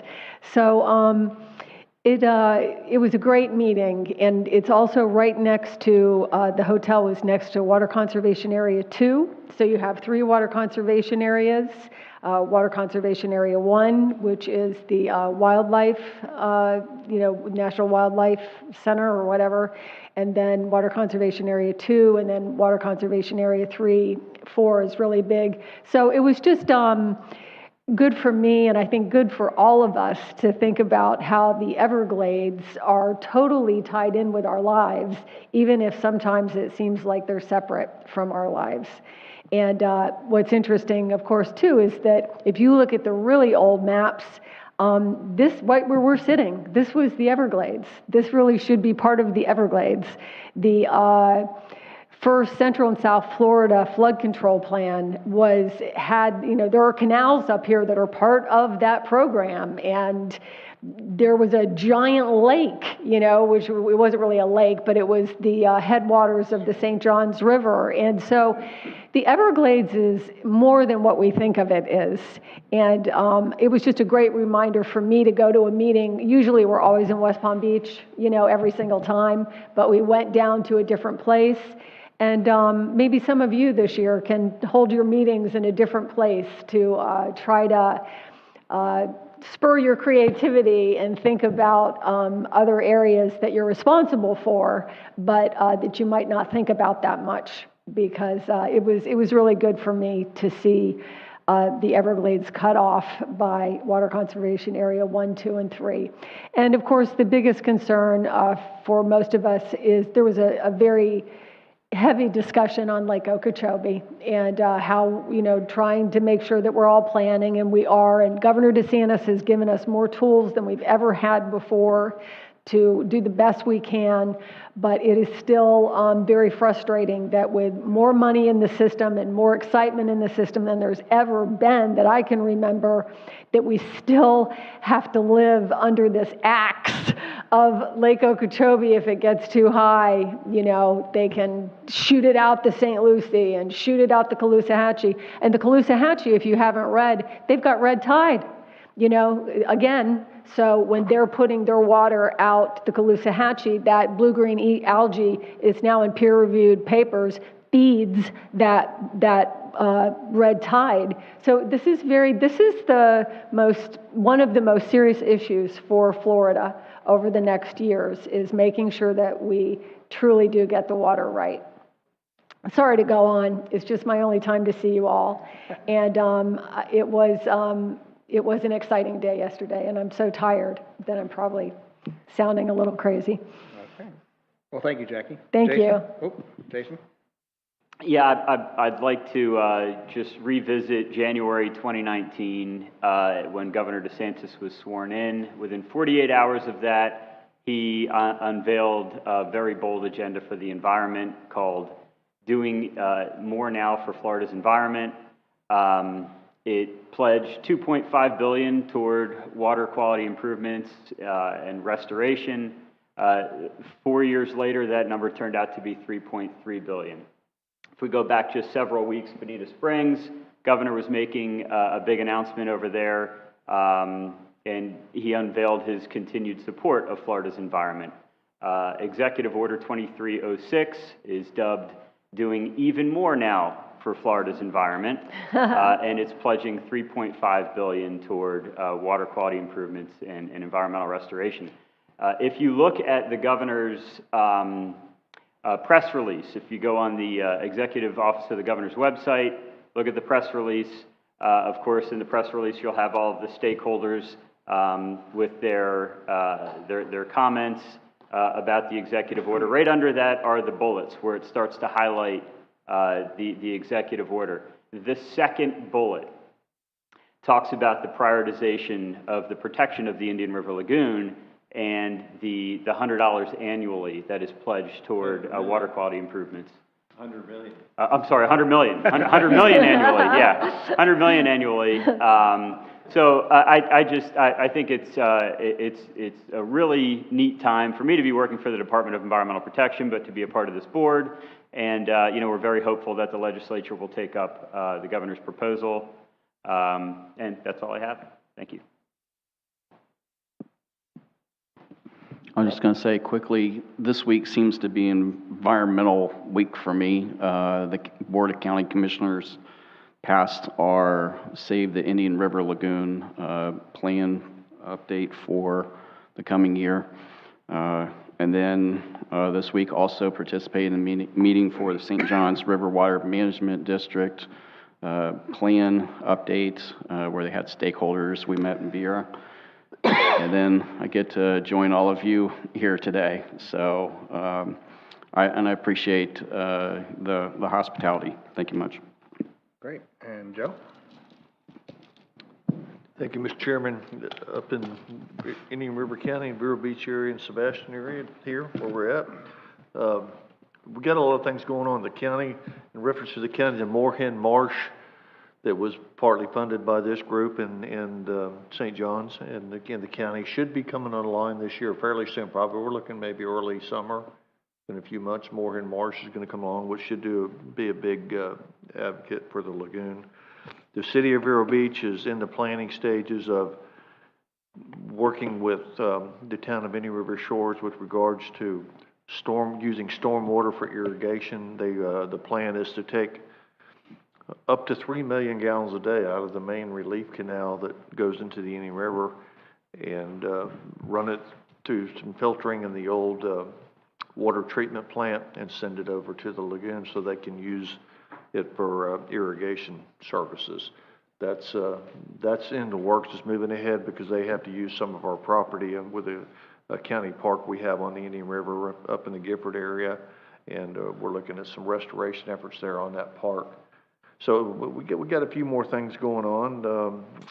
We're still looking at moving some water west. We're looking at some different options on that of taking storm water and moving it to the western part of the county, whether store it or work with the St. John's on another way to do it. But we're moving along, and I think that's going to. We're just like y'all were now. We're looking for a new administrator, and my discussions with him or her are going to be on, up in our game a little bit, even more on the lagoon. But I think Indian River County is in a good place. We've got a lot of projects that have been successful, and we're looking for some more.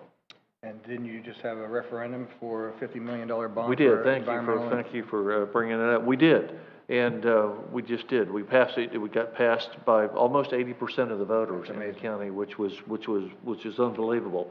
What that $50 million will do, and we paid off one a couple of years ago ahead of time, which was beneficial, that we bought a lot of the conservation lands that we have now. And the plan for this one is to obviously buy some more conservation lands to help the lagoon, but also maybe the Florida Wildlife Corridor in the western part of the county to join with the state with that, but also to take some of the conservation lands that we have and remove some of the exotic vegetation and do maybe some projects on current conservation land that we own that might need a, little TLC to it, and lagoon projects in the same. And I would also tell you, we just opened another walking trail along the Indian River Lagoon called Oyster Bar Marsh. It's just adjacent to the Round Island Park, which butts up to St. Lucie County on the north end.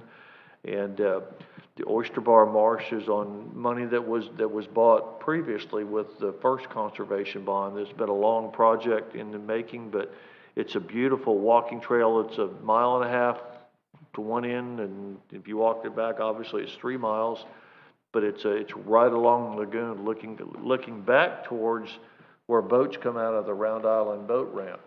And we just opened it on February 1st, had the grand opening, and it's in conjunction with Indian River Land Trust and the Indian River County Mosquito Control Board, who maintains the park and trails. And it's a great thing. So I would encourage even folks from St. Lucie County to come up and take a walk on it. It's really Wendy Swindell, who we just put on the STEM committee, and Beth Powell, our Conservation Lands Manager, now Recreation Director and Conservation Lands Manager, did an outstanding job on this project along with the Land Trust, and it's really another gem in the county.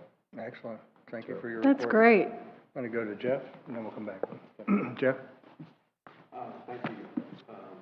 I'll just mention real quick, one of the last uncompleted projects we have, of course, with many more to come, because it concerns stormwater, but it's the Ariel Canal Water Quality Improvement Project. It's part of the Mosquito Lagoon Reasonable Assurance Plan. I mentioned it because we wouldn't be able to do it without the help of the DEP and the St. John's Water Management District. DEP contributed through a grant $900,000, St. John's $450,000. So again, the partnerships are incredibly important. And I'm going to piggyback on what you said about the governor's plan, environmental plan. And this doesn't have so much to do with the Indian River Lagoon, and yet it does, because our coast was decimated with 2 hurricanes. The governor has been nothing short but life-saving for Volusia County. He's been there 3 times. The work with DEP, county staff, other agencies is really difficult because we're breaking new ground. How do you restore the coast without destroying the environment? How do you rebuild? And so I just take this time publicly to thank the DEP for walking with. It's slow because we're breaking new ground, and there's a lot of things to consider. But the governor, the DEP, St. John's have all been critically important. We just last week we had a conference within the county for LID, low impact development, through a grant from University of Florida. Dr. Pierce Jones and his staff, Dr. Bean or his team, came up. There was developers, St. John's was there, DEP was there. Everybody that's down in the weeds. How do we protect the lagoon? What do we do with stormwater? It was an amazing day, and it was the first step. We're going to take it out to the public. So we're rewriting our standards for development, and what should we require, because we can't continue to just do in Volusia to develop the way we have for decades and hope that technology catches up and we clean up the mess. We're working on preventing the mess. And then just lastly, real quick, a private project in Volusia County, the BioRock project. I was able to go with the team and check on it after the hurricanes, and the solar panels survived. Everything survived. The metal panels underwater and saltwater loosened up a bit from whatever happened in the water there through 2 hurricanes. We were able to shore that up. But it's calcifying. The metal that was rusty when we put it in, that you can still see is shiny. It's just a very interesting project. There's no seagrass in the area. There's no oysters in the area, and there's no clams in the area. So we seeded it with a few oysters, a few clams, so that we can see what happens, see if we can restore it there. Lots of algae, no seagrass, and that's the main purpose of the project, is to grow seagrass. So we're really looking forward to that. And I think by the next meeting I'll have some pictures for you. But anyway, that's my report. Great, thank you, John. Thank you. Doug? Yeah, hi. Couple things real quick. I was taking my granddaughters out to the sandbar in Stewart, and I was walking them along the mangroves, showing them the life that I know of in the mangroves. And there was plastic bags, plastic bottles that had blown in there. And they were asking about that. And I started to look into plastics a little bit more after that walk with them. And I read where, for the first time ever, microscopic pieces of plastic are showing up in the human bloodstreams. And that there's an island the size of Texas floating in the middle of the Pacific we all know about. That's just a god-awful tragedy sitting out there the size of Texas. And I was wondering if we would ever consider a ban on plastic bags and plastic bottles in the Indian River Lagoon Basin, but to be proactive. I mean, if it's that bad, why don't we take a progressive step and consider a lagoon basin ban of the sale of plastic bags and bottles? See how far we can take it. Number two, I was watching people when I was sitting there with my granddaughters lather up on sunscreens. I was reading into that, and areas of the Great Barrier Reef in Australia, they've banned sunscreens because it's poisoning, they found it's poisoning the reef system. Well, if it's poisoning that reef system, our sunscreens are poisoning our reef system. So why don't we look at and be progressive and look at some things that we have here that we can get rid of here that are detrimental to the reefs and the life of the animals in our lagoon, because a lot of our animals go out at tide, they feed off a reef system and come back in, and vice versa. We need to be progressive to save this lagoon on a lot of different levels. And those are just 2 things I thought of while I was with my granddaughters out with snorkels looking at the life above and below the surface. So I'd just like the staff to consider where can we take this to another limit? Where can we be leaders and not followers? Leaders lead. Let's lead a little. And I like being progressive, think out of the box. And then the Treasure Coast Regional Planning Council has made a questionable decision, but they've given me the gavel. And so, but I am going to make the lagoon one of our huge priorities with that political body. As you know, the Treasure Coast Regional Planning Council is all the county commissioners from the 4 counties serve on it, and all the city mayors that dot the Treasure Coast are there. And I want to highlight the lagoon and how to be more progressive and politically supportive of everything in that lagoon. And I've asked Dwayne, again, you've heard this before, what's the number one thing we can do, the number one thing that would remove as much water as we can out of this lagoon as the reconnection of South Florida and St. John's. It can remove about, if we're lucky, maybe up to 200,000 acre-feet of water. That's 6 inches on Lake Okeechobee. That goes into that little thin strip of the Indian River Lagoon that shouldn't be going there. So I'm going to make it a priority. I'm going to ask South Florida and St. John's to have a presentation to highlight that and how we do it, because Florida is growing. We're the fastest growing state of all the states in the United States. We're growing quicker than any other state. And the precious land that we are counting on to reconnection, those men and women that own that are being courted to do something different.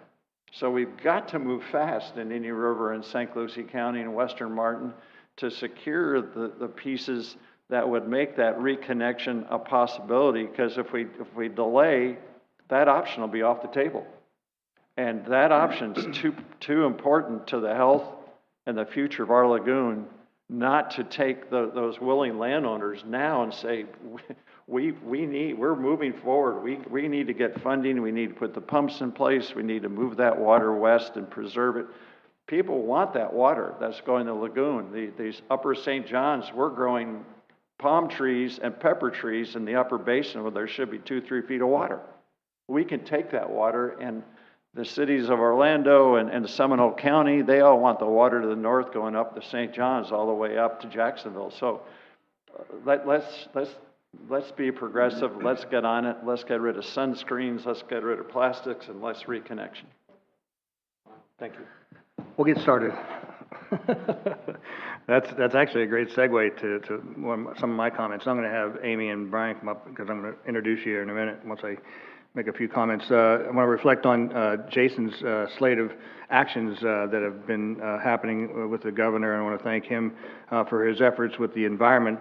I will share that it's an interesting, situation that we are now almost an overnight success. I've been working on water quality issues for 40 years, believe it or not. I know I only look like I'm 26, but that's a whole nother story. But it's taken a while to come up to the microphone. You're going to get up here and talk. And here we are now with a major focus. And some of us up here were elected because of our efforts with the Indian River Lagoon and water quality. And you hear it from now pretty much every elected official from any level of government talking about water quality and our environment where that hadn't happened. It hadn't been a focus as much in the last 15 years as it is now. So I think that's important to recognize. And Doug, you talk about the connection to St. John's. We in the 30s and 40s we were an engineering miracle with how we cut the state up in canals, and it was amazing how quickly we could drain the water and develop, right?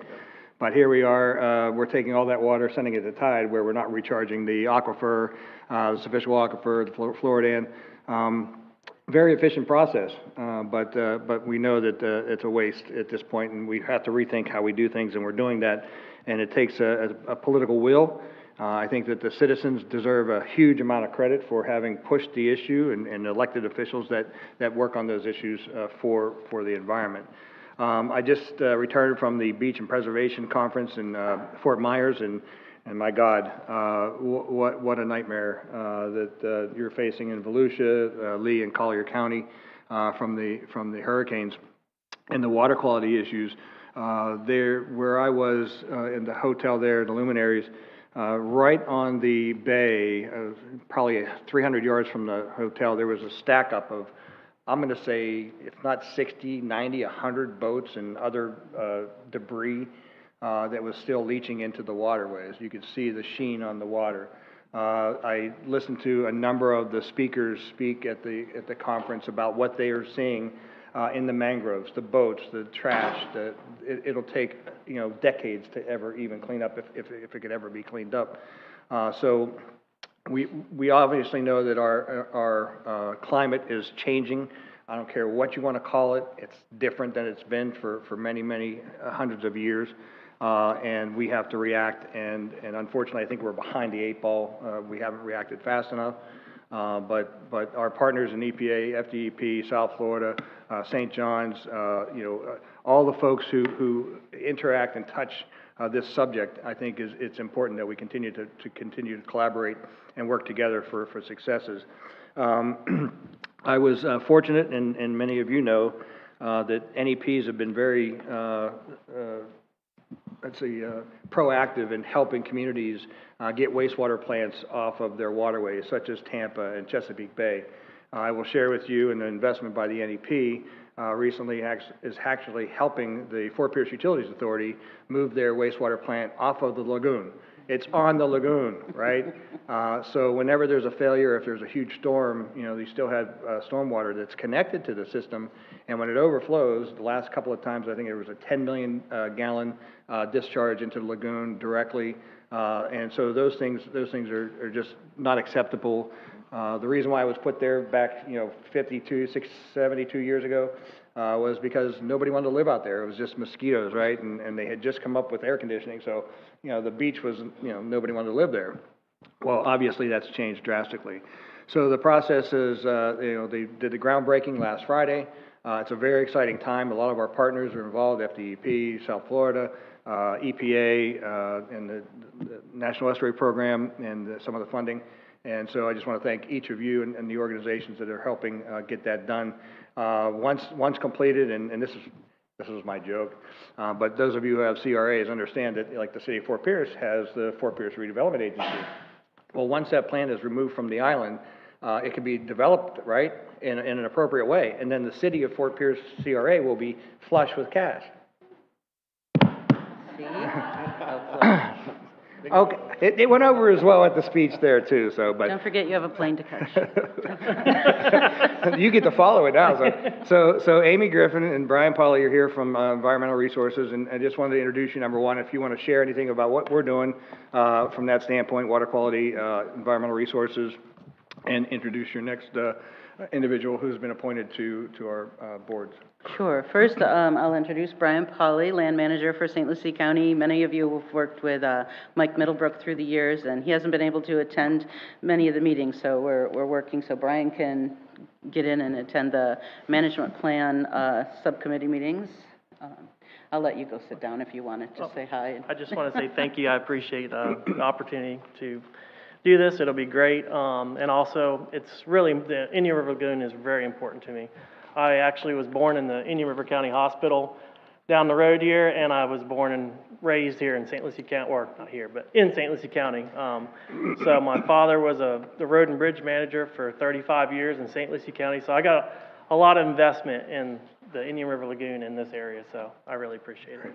Thank you for taking on that task. Brian. Amy, anything else? And not here today, Erin Cartmel, our Oxbow Eco Center manager. She just was appointed for the STEM committee. And I'm going to try. I should have been prepared today. I should have known better. But I've got a few points I can go over. Will help to be here more often to share the highlights of what's going on in St. Lucie County. I can share some of the stuff we're doing in the Environmental Resources Department. And next time I will be prepared from a whole St. Lucie County point of view. But first of all, we are working on a resiliency plan for St. Lucie County. I'm going to have to put my glasses on and read my scribbles. So we have been having a series of community engagement workshops, and through the last, I guess through the fall, Kalita was with us with many of those. So we're working to compile the results of that and present them at an upcoming meeting. They were very successful, very well attended. We're working on $750,000 worth of grants from the CDBG MIT program and the Florida Resilient grant program. And so we've been developing a RFQ, RFP to go out to let some contracts so that we can get some folks to complete the vulnerability assessments. We've already began work on the risk analysis and develop the adaptation action areas. As Mr. Bornick alluded to, we're crazy with development in St. Lucie County as well. And so luckily we have some strong local land development codes in the way of protecting our wetlands. We have a lot of development proposed out on the North and South Hutchinson Islands. Luckily, the folks before us, through the Save Our Oceans bond, I think it was back then, did purchase and preserve a good amount of the natural areas, especially the mangrove swamps, for protection and, of course, for mosquito control impoundments. But there's still quite a bit of land that's undeveloped, and it's in right now, and our local regulations are, holding the line for protecting the Category 1 hydrologically connected wetlands to the lagoon, and every square inch counts out there, as you know. We just wrapped up a wetland study with the University of South Florida. Doctors Mark and Kai Rains were on that, and some of their grad students. And extremely disheartening, but not surprising, we found the 86% of St. Lucie County's wetlands have been lost. Of course, that was C23, C24, C25, just flushing we call water that Port out. St. Lucie today. And then Port St. Lucie on top of that. So we've been working to, get that word out. We had a presentation recently to the Board of County Commissioners, And we're working to see what the next steps of that might be, how they can help us implement improve our land development code, where we, identify where we need to purchase land acquisition. I have spoken with your interim County Administrator Mr. Zita, Indian River County, and we want to, learn from you how you did so well on your recent land acquisition bond. Our land acquisition bond that was approved in 1994 is basically spent. But we have an amazing track record. We took $20 million. We had 76% of the voters support it back in 1994. We had that $20 million, and we were experts at leveraging. Every dollar we spent, we at least matched it with a dollar, if not four.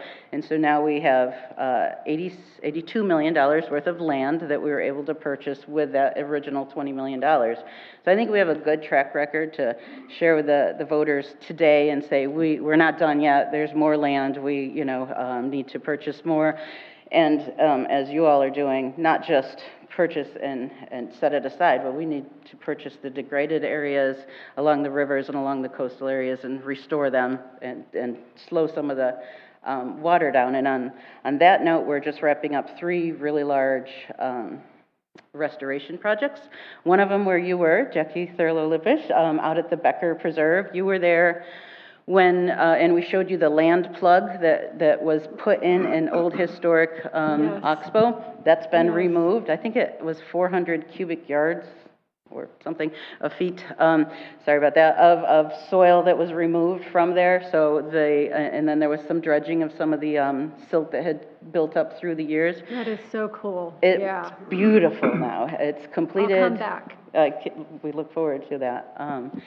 We've done the shoreline restoration, and it works as an oxbow is supposed to work now. During the storms, it helps to it gives water places to go and attenuate and flow naturally, and instead of just straight into the lagoon.